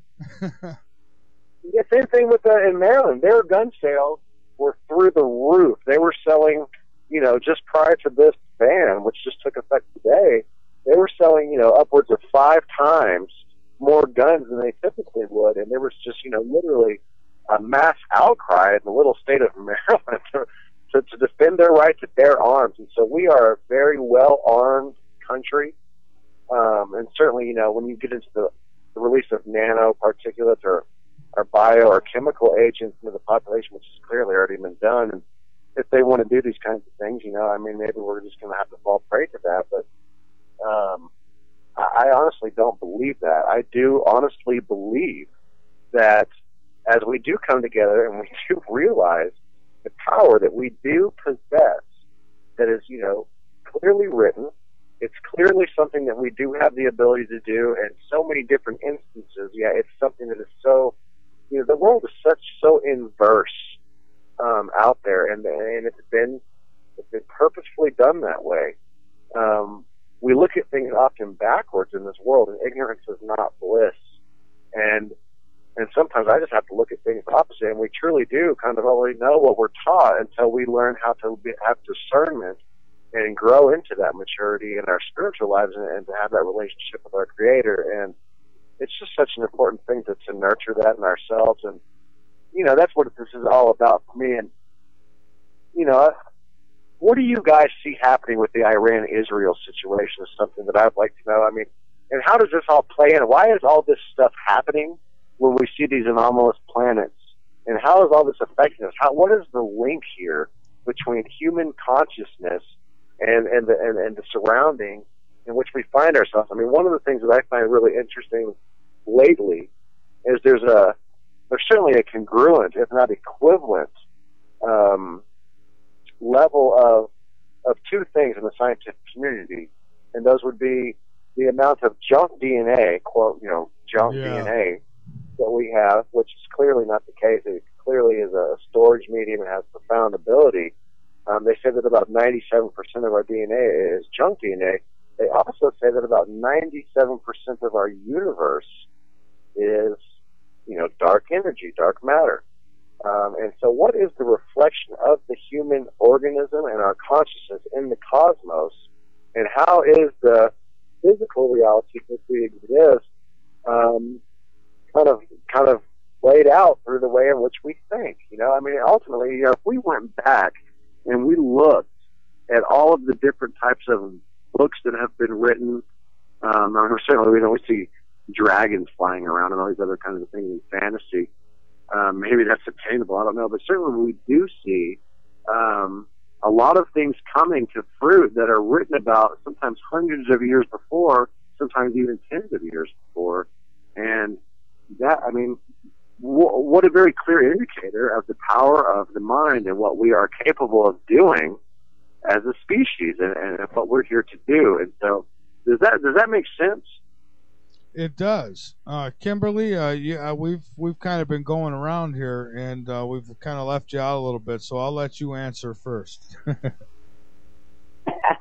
Well, again, that's awesome. The whole idea of us having our free will in operation is that we're not just going through life because people are telling us, you know, you're supposed to go in this direction or that direction, and therefore I'm going to be a good little soldier and just follow the status quo. That's not what we're here to do. We're here to tell everyone, get inspired, you know, just find your passion and do something with it. I don't believe we've been conditioned and domesticated to believing that we just, you know, go through this education system and then we're supposed to get a job, and, you know, we don't even like our job. We're just getting the job so we can put food on the table and then, you know, retire and die. I mean, is that living? No, it's not. And what we're saying is use your free will. Ask the important questions. Why am I here? What is my purpose? Do I have a gift that I can use that can help humanity? And ask those big questions. Why am I here? How can I make a difference? I've been asking for several years as soon as I get up every morning, how can I most effectively and efficiently be a catalyst for positive change? And just having that intention set is the first thing that I start my day with. I'm telling you, it will bring the realm of miracles into your world. You'll be in constant gratitude. You're truly living. You're helping humanity. I mean, Eugene talks about how tiring it is. We never stop. We're always here to serve. All these conversations that we have are awesome for us to share with others. What we do on a daily basis, we never stop. I work 6 days a week and do all this in between when I sleep. And so it's not like I have all this time or to do all these things or all these resources. It's simply a matter of getting into our passion. Our intention is key. We're here to serve humanity in whatever fashion or form that looks like on a daily basis. And that's what we're doing, and that's why the website is there. That's why we continue to come on here and hope that will inspire you and empower you to do something with your life and be part of, I don't know, it could be something as simple as giving somebody a hug or being kind on the freeway or jumping in and being part of one of our projects or just sharing our website on somewhere on the Facebook land. We have a lot of information to share. We've got a a detox section. We've got the timeline section. If you want to dive in with us into all those details, there's plenty of information that we've spent countless hours of our own time. We don't get paid to do these things. Mike doesn't get paid to do these things, but we all come together to support each other, to support you, the listener. And it's an honor to do it. It's very exhausting to do it, but we're helping everyone. So therefore, that's my long answer to that, is just helping everybody get off the couch, turn off the TV, and get involved. Get in action in a positive way. I consider this a public service as far as I'm concerned. I don't get paid for it. It's not a job. I don't have a boss telling me what to do, nor do I want one telling me what to do when it comes to this, because, I just want to get the truth out there, and I want to help as many people as I can, and that's why I do this. And and as Eugene said earlier, it does sometimes burn you out. There's weeks when I have to take a day off in the middle of the week. I just have to, because I'm burnt out. Am I being hit with frequencies? Maybe. There's days when it just feels like all's hopeless. I have those days. Believe me, I do. But I always bounce back, and I try to do the best I can. I'm well rested tonight. So excited to be here, that's for sure. Now, on the note about the wars in the Middle East and such that Eugene had asked about, I think that a lot of this is all happening at once because it's meant to overwhelm us. It's meant to overwhelm everybody, where they say, oh my God, there's so much going on, and they just get overwhelmed by it and feel helpless and feel like there's nothing they could do about it. And maybe that's the case, but I don't believe so. I think that we have to have faith. We not only in God, but in ourselves. We need to empower ourselves. We need to be our own leaders. There's many reasons for these wars: control, resources, and of course, a big part of it is to overwhelm us. I believe that all the governments around the world are in on this. When they say New World Order, I believe that's exactly what they mean. World order. I think that they're all in on it. So when Putin looks like a hero and he's speaking about how the American government's bad, I mean, look, they're all trained. They know what they're doing. Why let a good situation go to waste? Why not capitalize on the American people finally figuring out that their government is a fraud? So I don't trust any of them at all. I trust myself. I trust my faith. That's where my trust lays. And, I trust that the majority of human beings will do the right thing. There's always going to be bad apples. And if we all come together, I feel like we could beat this thing. Yeah, there might be some bloodshed. Let's face it. We're human. And we are in the third dimension. So anything can happen. But we can't just lay down and let them kick us around. Enough is enough. I mean, I don't think there's one person out there that could honestly say that everything's okay and there's nothing to worry about. And if you are, then you're fooling yourself. I mean, it's just that simple. Yeah, I agree with that. And I often find myself asking the question, I struggle with what you just said, Mike, so much, because I don't ever want to be deceived. I don't want to, look at things in an overly good light. I'd like to think that I'm a realist or whatever. But does just simply being positive have an effect on my physical environment? I do see overwhelming evidence to support that that's true. And so sure. It's hard for me. And, you make a great point about, why not capitalize on the fact that, the American public is waking up to how corrupt their government is. And that's a good point. I'm not saying that I trust Putin, obviously. I would say that he seems to be a more robust leader than some of our own who just sit there and hide. He's kind of a tough guy. And I don't really know a whole lot about him, but I do know that he does seem to have had some involvement, as some of the others would say, like Barack Obama's had involvement in some of these type of projects, and does have a specific bloodline in which he comes from. And those people do still have free will, and there are some types of beings here that do have more powerful manifestive qualities, and which are here to help show those qualities that are inherent to others. And, all you can do is try to model that for people at the end of the day and see if they can see it, and hope that they can learn from example, and hope that, that they might be doing the right thing by setting that example. And what an obligation. And so, that's the kind of thing that ultimately drives me. I mean, I think that we've made a great case here. I'm very proud of the work that we've done, because regardless of the quality of how the public perceives it, we have laid out so many things for people to see that simply cannot be discredited.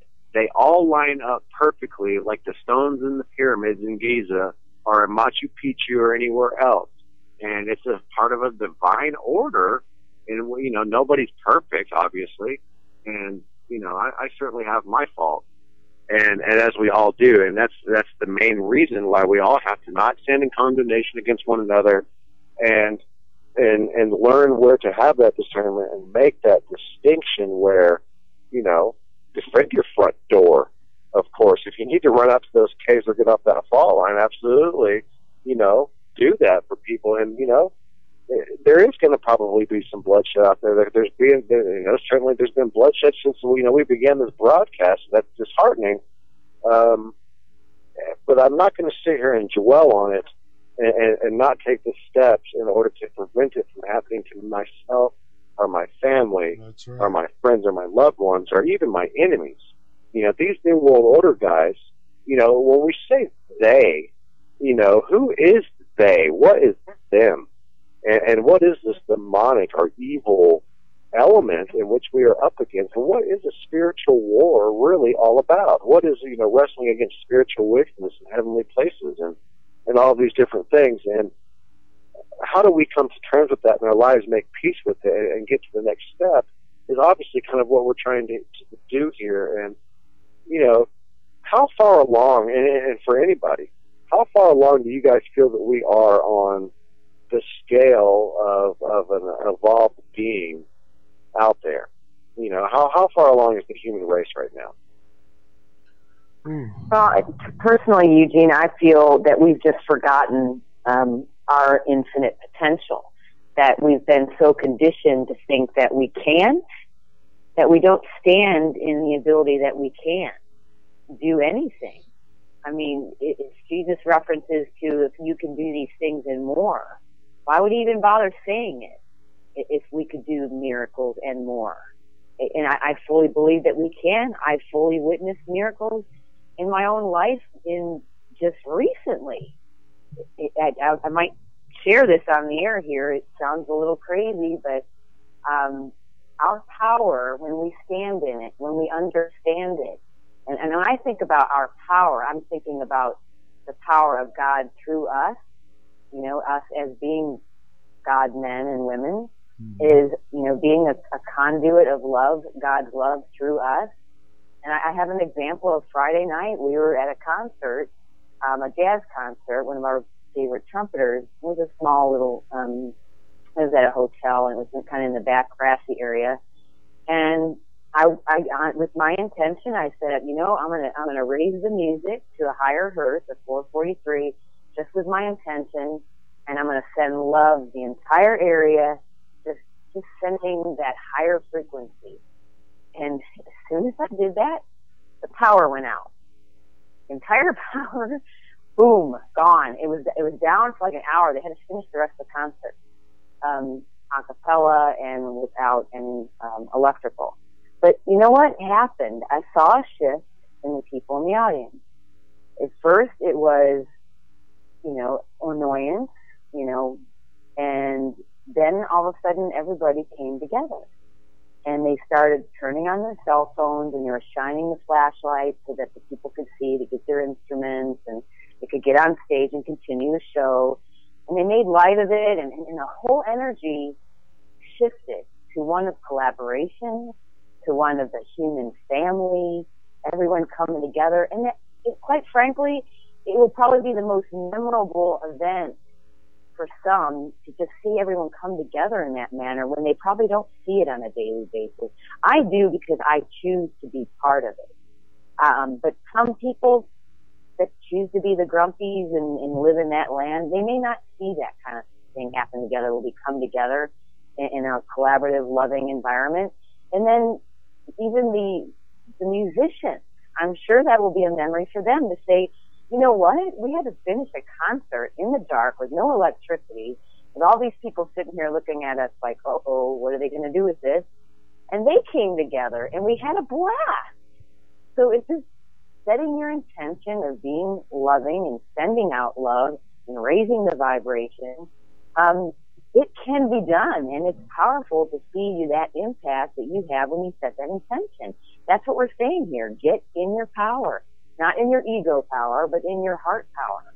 And share that love and get in that space and use it. It's very, very powerful. I'm telling you, it's real. Just, choose to do it every day. I agree with that. But I will say this, my feeling on it is that, I think we could be close, to that next level of humanity, of that spiritual change. I think we could be close, but I don't think we're going to be able to hit that higher vibration till people put down the weapons and say, no, I'm not going to fight your wars no more, and until we stop killing each other. I think that's what's holding us back. There's still too many who are participating in those activities, shall I say. And I think that's what's holding us back is, think about it.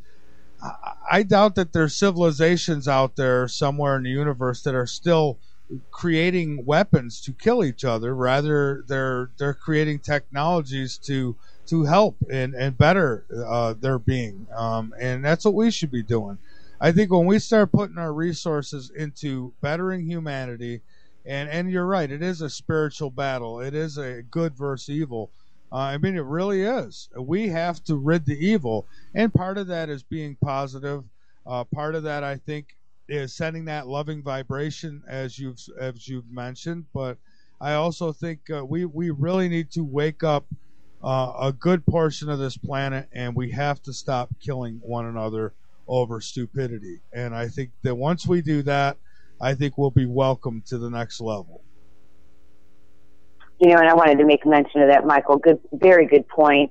Eva, who was on with us 2 weeks ago, her husband was in the military, and he is currently sitting in jail.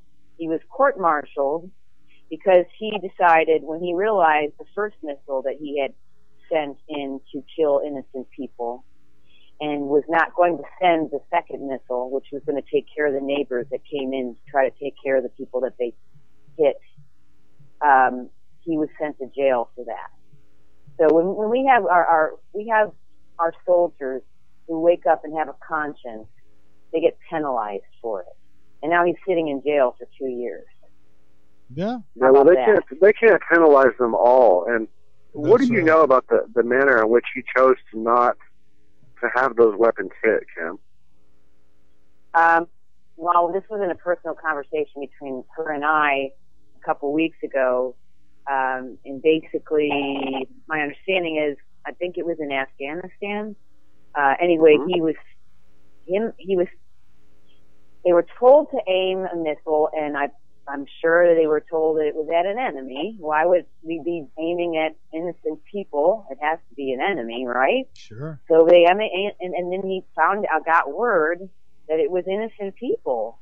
And so when he was told to send in the second missile, he refused to do it. And I don't know the details other than that. What we need to have her on the show with us again. She's got so much information to bring forward.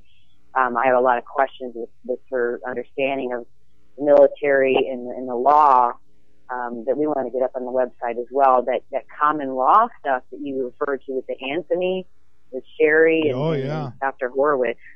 Yeah, we need to put more of that information out there so people can realize. I just found out the other day that California has its own constitution. I did not know that. I live here in California. We all need to know our law. We need to know our rights so we can call on that. Well, I believe Anthony. I believe Texas would too, because they at one point weren't a part of the union, shall we say? Were they? I mean, indeed, Texas does, and you know, of course, Texas has been a very outspoken state about many different issues. Particularly, we saw the abortion thing go down, and the people, you know, hail Satan, chanting "Hail Satan" down there at the Capitol, this kind of stuff, as a pro-choice kind of element to their protesting down there. And you know, people are entitled to their opinions and stuff, and that's what free will and having a free speech is all about. And you know, we're not here to tell people how to really exercise that, but you know, if people would just simply stand up for their rights, that in and of itself is so profound, it would change everything. I mean, the apathetic mindset of people out here is so widespread right now still. It's mind-boggling, and I think that overwhelmingly people are starting to wake up around me. And there's becoming more pronounced groups. They're becoming more accentuated. You know, I see the people who are asleep, or you know, the sleepers or the walkers or whatever you choose to call these guys. The Walking Dead. You know, it's sad really to see people sit there and watch the murder and the death on TV every day, and for them to assimilate that type of emotion, which is obviously a creative energy, in which we will then, you know, somehow project out sideways or what have you. It's going to come out of us, and we need to be able to really understand that the ways in which we choose to observe stuff, the way that we choose, you know, and to just be plain with people. You know, I'm so sick of political correctness at the expense of the truth. I'm so sick of, you know, people, you know, if somebody doesn't live up to somebody's, you know, stereotypical idea of what professionalism is, or maybe they have a tone of voice that sounds a certain way to them, they don't want to hear it, or any of these types of things. We need to learn how to listen to one another and communicate with one another as a family. And that's ultimately what we are. We all share this planet. You know, most of us come from this planet. The overwhelming majority of us do. And, you know, it's just that simple. And so, you know, don't hate your brother or your sister. Try to get along with them. Goes a long way. It goes so far. And we are, you know, so pivoted against one another. It's really just disgusting to see how, you know, as far as I'm concerned, this Muslim, Christian, Jew beef is all a bunch of crap. Thank and you. It is clearly a stated objective of the Luciferians to pivot all of us against one another in order for them to have, you know, us do away with ourselves so they can usher in their own new world order Luciferian system. And that's what we're seeing happening. And so we have to stand together, and it is the only way we're going to make it through this. And that's just a simple fact of the matter. And so, you know, I just encourage everybody, you see somebody that you think is dirty, you see somebody out there who you think is ugly, have compassion on them in your heart.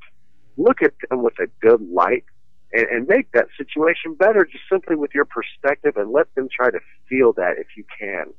You know, it might make the world a better place for your grandkids if you're blessed enough to have them later on. Well said. Well said. Hey, we've got to take one last break, and then we'll come back and finish up. So hang on with me for a moment. This is Late Night in the Midlands on the LNM Radio Network. I'm Michael Vera. I have Eugene Sonny Irvin and Kimberlee Schultz with me, and we'll be right back.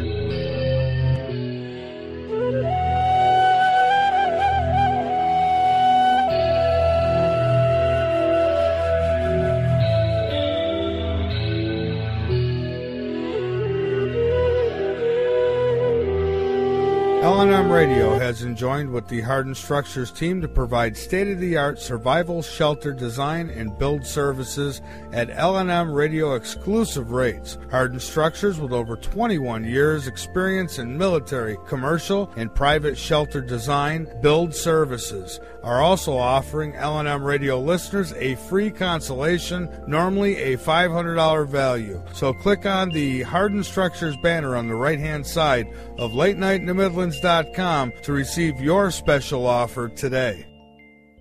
The L&M Radio Network and Late Night in the Midlands depends on you, the listener. Without you, there would be no us. So help us continue to bring you the best guests with the best information, and subscribe today. Information on becoming an L&M subscriber can be found at the top of LateNightInTheMidlands.com. Just click the About Subscriptions tab and become part of the family while helping the truth stay alive.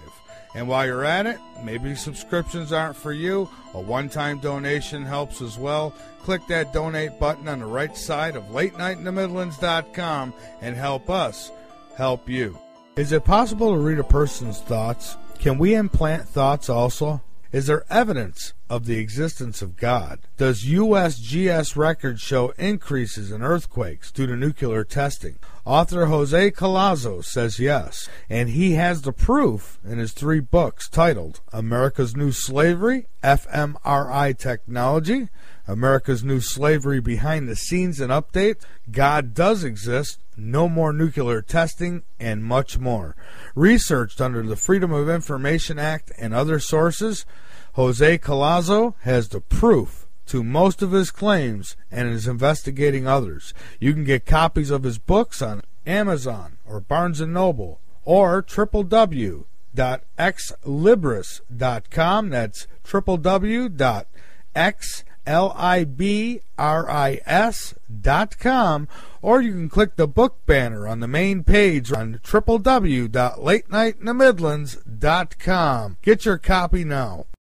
Late Night in the Midlands is an alternative media that covers the truth, theory, and fact that the lamestream media won't talk about. We cover everything from the known and the unknown, the normal and the paranormal, the government lies and the government ties, and even their thrive. We tell what's coming, what's going, whether it be politics or archaeologists. We have an amazing fan base, and our shows are all archived to be heard millions of times more. So tell your friends, your family, and anybody you care about LateNightInTheMidlands.com. Become a member and be informed.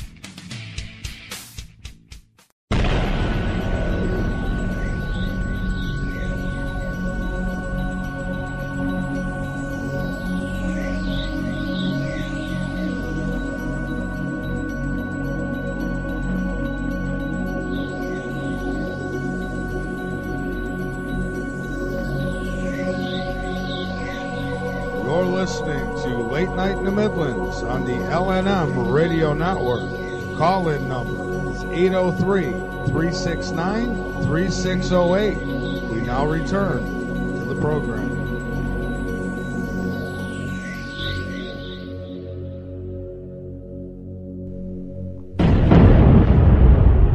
We are back. This is the final segment here tonight, Late Night in the Midlands. I'm Michael Vera with Eugene, Sonny Irvin, and Kimberlee Schultz. And make sure you check out our website. We've got it linked up on the homepage of LateNightInTheMidlands.com. And, of course, she'll give you out more information before we finish up here tonight. Become a member of Late Night in the Midlands. Support us. We won't be here without you. We've almost reached our goal. This isn't free. I wish that this was all just given to me, and I didn't have to ask for anything. But I assure you, every penny goes into keeping this show on the air, and that's it. I mean, we don't charge for archived shows. We let you share our content. We do all that free because the truth will set you free, so I feel the truth should be free. I'm not trying to get rich, and if I was, I failed miserably. I'm just trying to get the truth out here and, trying to give you another forum, another option other than controlled media. And trust me, there's so much of it out there, even some that claims to be alternative media, claims to be out there to give you the truth, but really they're out there to make a buck. And I'm not going to name names. I'm not going to get into all that tonight. But, you know, we're real. We're here. We're real people talking about real issues and trying to wake up the masses and get you off your asses. So that's why we're here. So let's get back to it. Eugene, Kimberlee, we're getting down to about the last 15 minutes or so.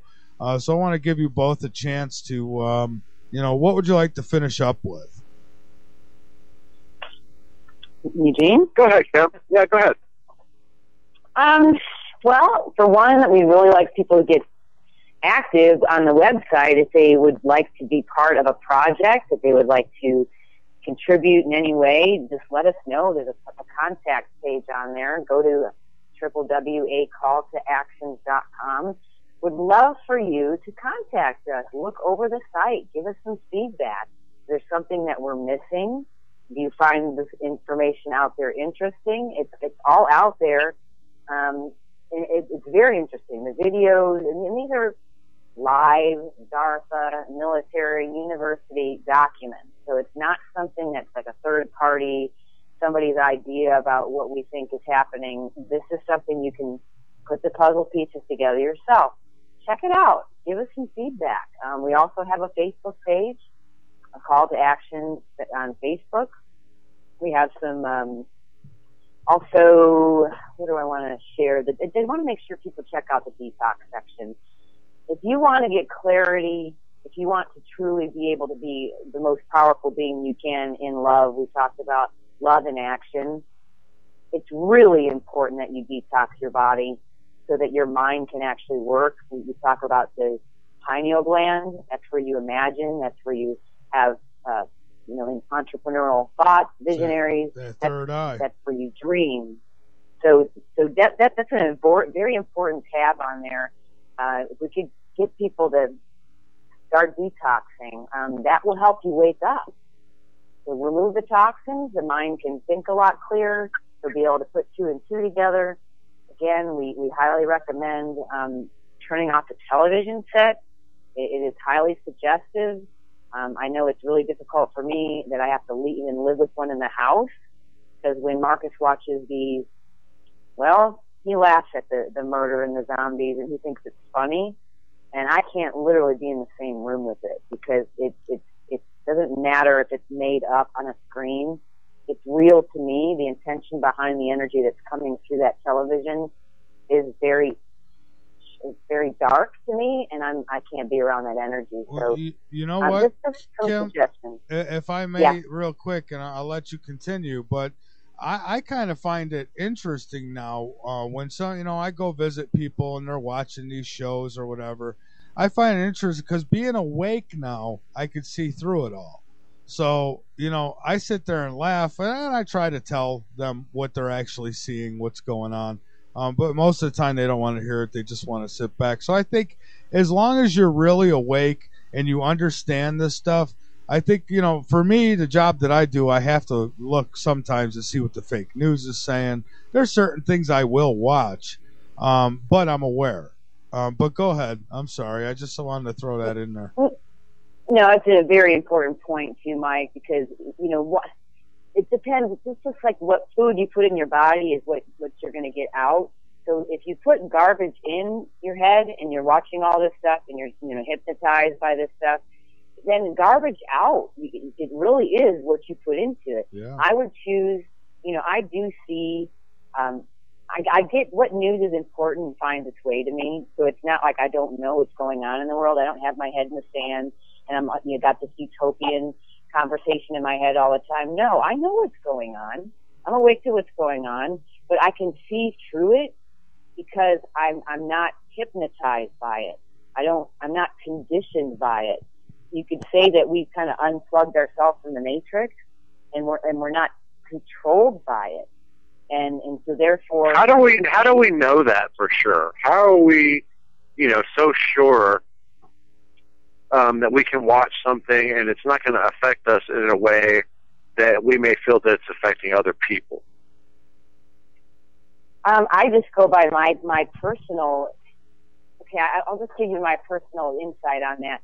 The more detox you are, the more clarity that you have, the more you can manifest and use your free will.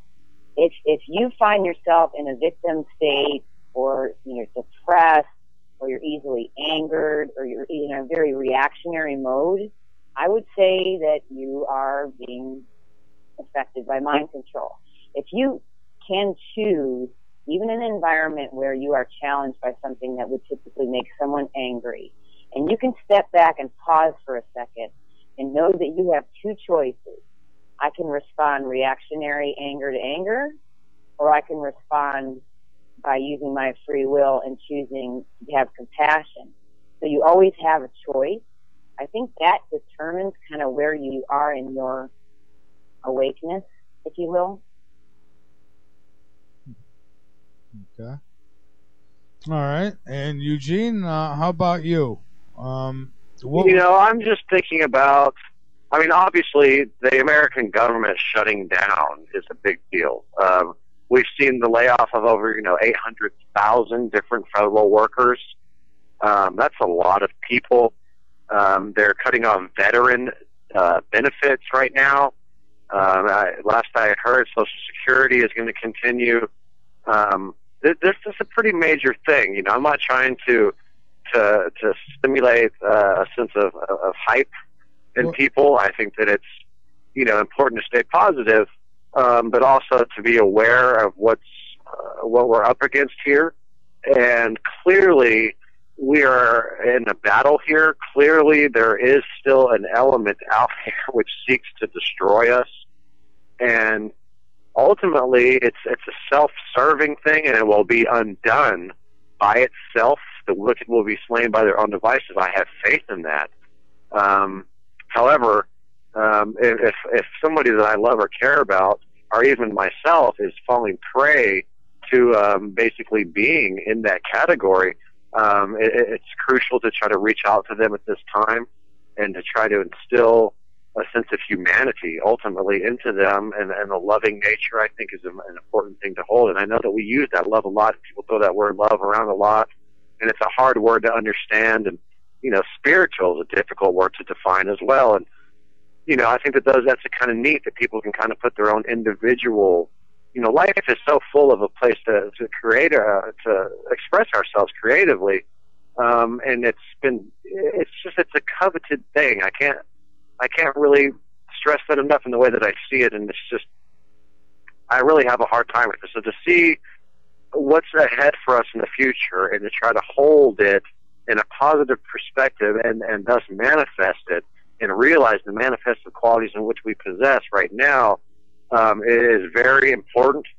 And, they're hitting us with everything they've got out there again, guys. And so it's going to be very telling to see what goes on. I do predict that we're going to see them reinstate these benefits for the veterans and these other things. They will make a decision, and they will come to terms with this. Largely, I guess the Republicans, particularly the Tea Party, is being vilified in this instance, and that's largely a group that wants to hold on to gun rights and some other things that are kind of traditional conservative values. And there has to be a healthy common ground in here for everybody. And you know what? What is it? We're going to go stick our nose in the corner, if not, and just go rot. We're going to all just go to hell. Or don't throw the baby out with the bathwater, guys. It's ridiculous. And so, let's think about the world for our children, for our grandkids, and for future generations, and to try to make it better here for us today. And that starts in your heart. It is the wellspring of life, and the issues of life do flow forth from it. And there's nothing really more important than to realize that in our lives. It's such a very simple, fundamental key to understanding just to simply be aware in our environment of what we're capable of doing. And, broad is the way, but narrow is the gate. And there is a lot of stuff out here that we can go and get into, guys, whether it's, drugs, alcohol, TV, whatever your crutch is, and you're not here to judge any of those people. But just try to help your neighbor along. It's becoming increasingly important, and that's what I see it pushing us all to. And we see that reflected all around the world. People come together when there's something bad. And so, you know, it's just going to be really interesting to see what's going to go on. I don't think that Israel will be allowed to go and do anything. I think if Iran is provoked, and, you know, certainly they, you know, Russia is there with them and with Syria, there certainly there's a recipe there for a really bad disaster, and I'm just sincerely hoping that that's not the way we choose to go. I encourage everybody to pray about those things and to hope into those things. And all I can tell you is it literally has a physical effect on your environment. I think that, you know, how this isn't a bigger deal to a lot of people today, you know, many people just don't even have any idea. And, you know, I talked to my mom. She's like, where have you been? You know, they're going to shut the government down. I was like, Mom, you know, I've been telling you this for 15 years. And she just kind of laughed at me or whatever. But just be aware and be positive in your awareness. And it's very difficult for me. You know, I've been such a negative person at points in my life and had anger and all these other things. I've really had to struggle through that. And to share that with you, and for whoever's listening, it's not something that bothers me, because it's about being personable and trying to grow and just be yourself, just be who you are, and encourage that in other people. And that's really all I have to say about it. I mean, I'm so worn out right now from all the things that have been going on. I mean, you know, the sheer fact of just the things, how we opened up the show tonight. You know, if anybody didn't catch the show that we did a couple of weeks ago on the EECS documents and the Berkeley stuff, the 666 complex systems prop, and the fiber optic element that interfaces with human consciousness, which is the sole element and conduit for all transmission. It plays a very fundamental role in every single person's life on this planet right now. And, you know, that's a very big deal, and it's something, you know, a lot of people, I think, don't even really consider. Although it is something that's written about in ancient scriptures, I think to uncover that is very, very, very awakening for people. I think that understanding that system and what it can do and how we can ultimately affect it to have a positive outcome is very important, and it's going to become increasingly important. And, you know, to see the evacuation of this place, where all of this sprang forth, and to consider the fact that we have all these senior ranking different, you know, government and university officials and professors, even referencing this ancient biblical evil idea of the 666 in their work of complex systems and heterogeneous systems. I don't know what else people need to just take a look at this stuff and say, what in the heck is going on here? You know,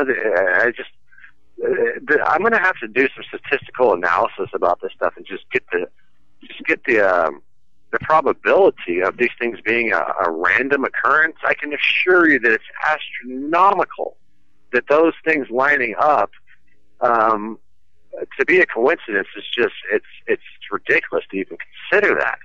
And so I think that that's a very telling thing. I would say people need to kind of look around, observe the differences in their timeline, and I'm going to have to do some research. And you know what? I don't believe half the stuff I see on the internet on a good day. And so, you know, if I go back out there and look and see something about 1996 in regards to the government shutting down, I'll have to maybe reconsider some things. But ultimately, I feel that time is permeable, and that's something that the human species is going to have to wake up to in order to make it to the next level. And I think it's pretty neat to do that. And so I still have hope today in the face of much adversity. And it makes me stronger, and I appreciate the fact that I'm able to be here and to do that today. So, well, thank you, Eugene. I appreciate that, and as always, it's great to have you on the show. And as you know, you're always welcome. And Kimberlee, I know you'd like to give out some websites and some other information, so please do so. And I want to thank you both. I can't thank you enough for the research you do and for the awareness you bring. I mean, even to me, so, some people think, oh, he's a host. He talks to all these great guests. He knows, must know a lot. There's a lot I don't know, and it's great researchers like yourselves that bring stuff to my attention, and I thank you for that. Thank you for that. And real quickly, I'd like to give a special thanks to Doc and to Nicole, because if it hadn't been for them, I don't know if the broadcast would have taken place today, and I really appreciate those guys very much. We have a very strong team that comes together, and there has been a consensus amongst us that there has been some attack going on us. And so to be aware of that kind of stuff, particularly with inaudible transmission coming through the cell phones. Many members of my crew, myself included, have had problems with their phones lately. Eva is one of those, and several others. And there has been some kind of, stuff going on out here. And it's just, they kind of want to hit you below the belt sometimes out here. And it keeps you on your toes. And, it's all good. So thank you for having us on tonight, Mike. And I really appreciate it. And we'll be back. And we've got some stuff coming up that's going to be really good. We've, this case and these other things that are going to go on are going to be very telling. And, results-based radio is really where we're headed. And, it might take a while for people to try to wake up. Let's face it, we have literally been bombarded with these different mind control technologies for in excess of 40 years very strongly. And it's been completely weaponized. And it's going to take a little bit of time for us to wake up, and I'm still hopeful for the fact that we can. So, Kim, I'll just let you pick it up there, and thanks again to you, Mike. Thank you. Yeah, and I had the last couple of days with having just an insane amount of anxiety myself, and I question it. It's like, is this coming through the cell tower? Am I getting targeted? Am I just sensitive to the collective consciousness and all the things that we're processing right now? So it is, not every day is easy for us. We definitely we're under the same attack as anybody else is. We're just a little bit more aware of it, and we catch ourselves being caught up in that energy. We can stop ourselves real quickly and go, okay, is this me, or am I just, feeling something that's going on around the collective consciousness? Because sometimes I think it's my personal experience, and sometimes we are all attached to this collective, consciousness. So we are all affected, whether it be the dark trying to shape us into a certain direction, or all of us coming together and working, through love and compassion and changing that timeline. And that's exactly what we're doing, not only by talking about it, but by choosing to be a catalyst. And that's exactly right. I'm glad you brought that up, Eugene. We consider this a pioneering a new genre of radio, which is results-based radio. We're not just talking about what's broken. We're asking everyone to come together and be part of the solution. And I feel that that's the way that radio is going to continue. It's going to go. I think we're starting it here. We're growing it organically here. We're planting the seed. We're going to water that seed. We're going to share results and get people excited to be part of it. And that's the whole point of these conversations, and why it's so fun for us to come together and share, because these are the conversations that we have on the phone every day. But to have them and share them on the listener line where everybody can be part of this conversation is very empowering for us to share. So I really appreciate that we have this platform to share, and we're going to impact more people that way, not just Eugene and I talking about the miracles in our lives and how we're changing timelines. And it's important for us to share that with you, so that you incorporate that into your world. And it's not always easy to choose love over a reactionary anger type energy, but just know that you always have a choice. You always have a choice. So our website again, www.acalltoaction.com. We'd love to hear from you. Connect with us on Facebook, and join us on Facebook. We're putting up documents and stuff there all the time, and we're just scratching the surface, like we said on the last show. We're just scratching the surface, guys, this conversation, and we hope it continues to.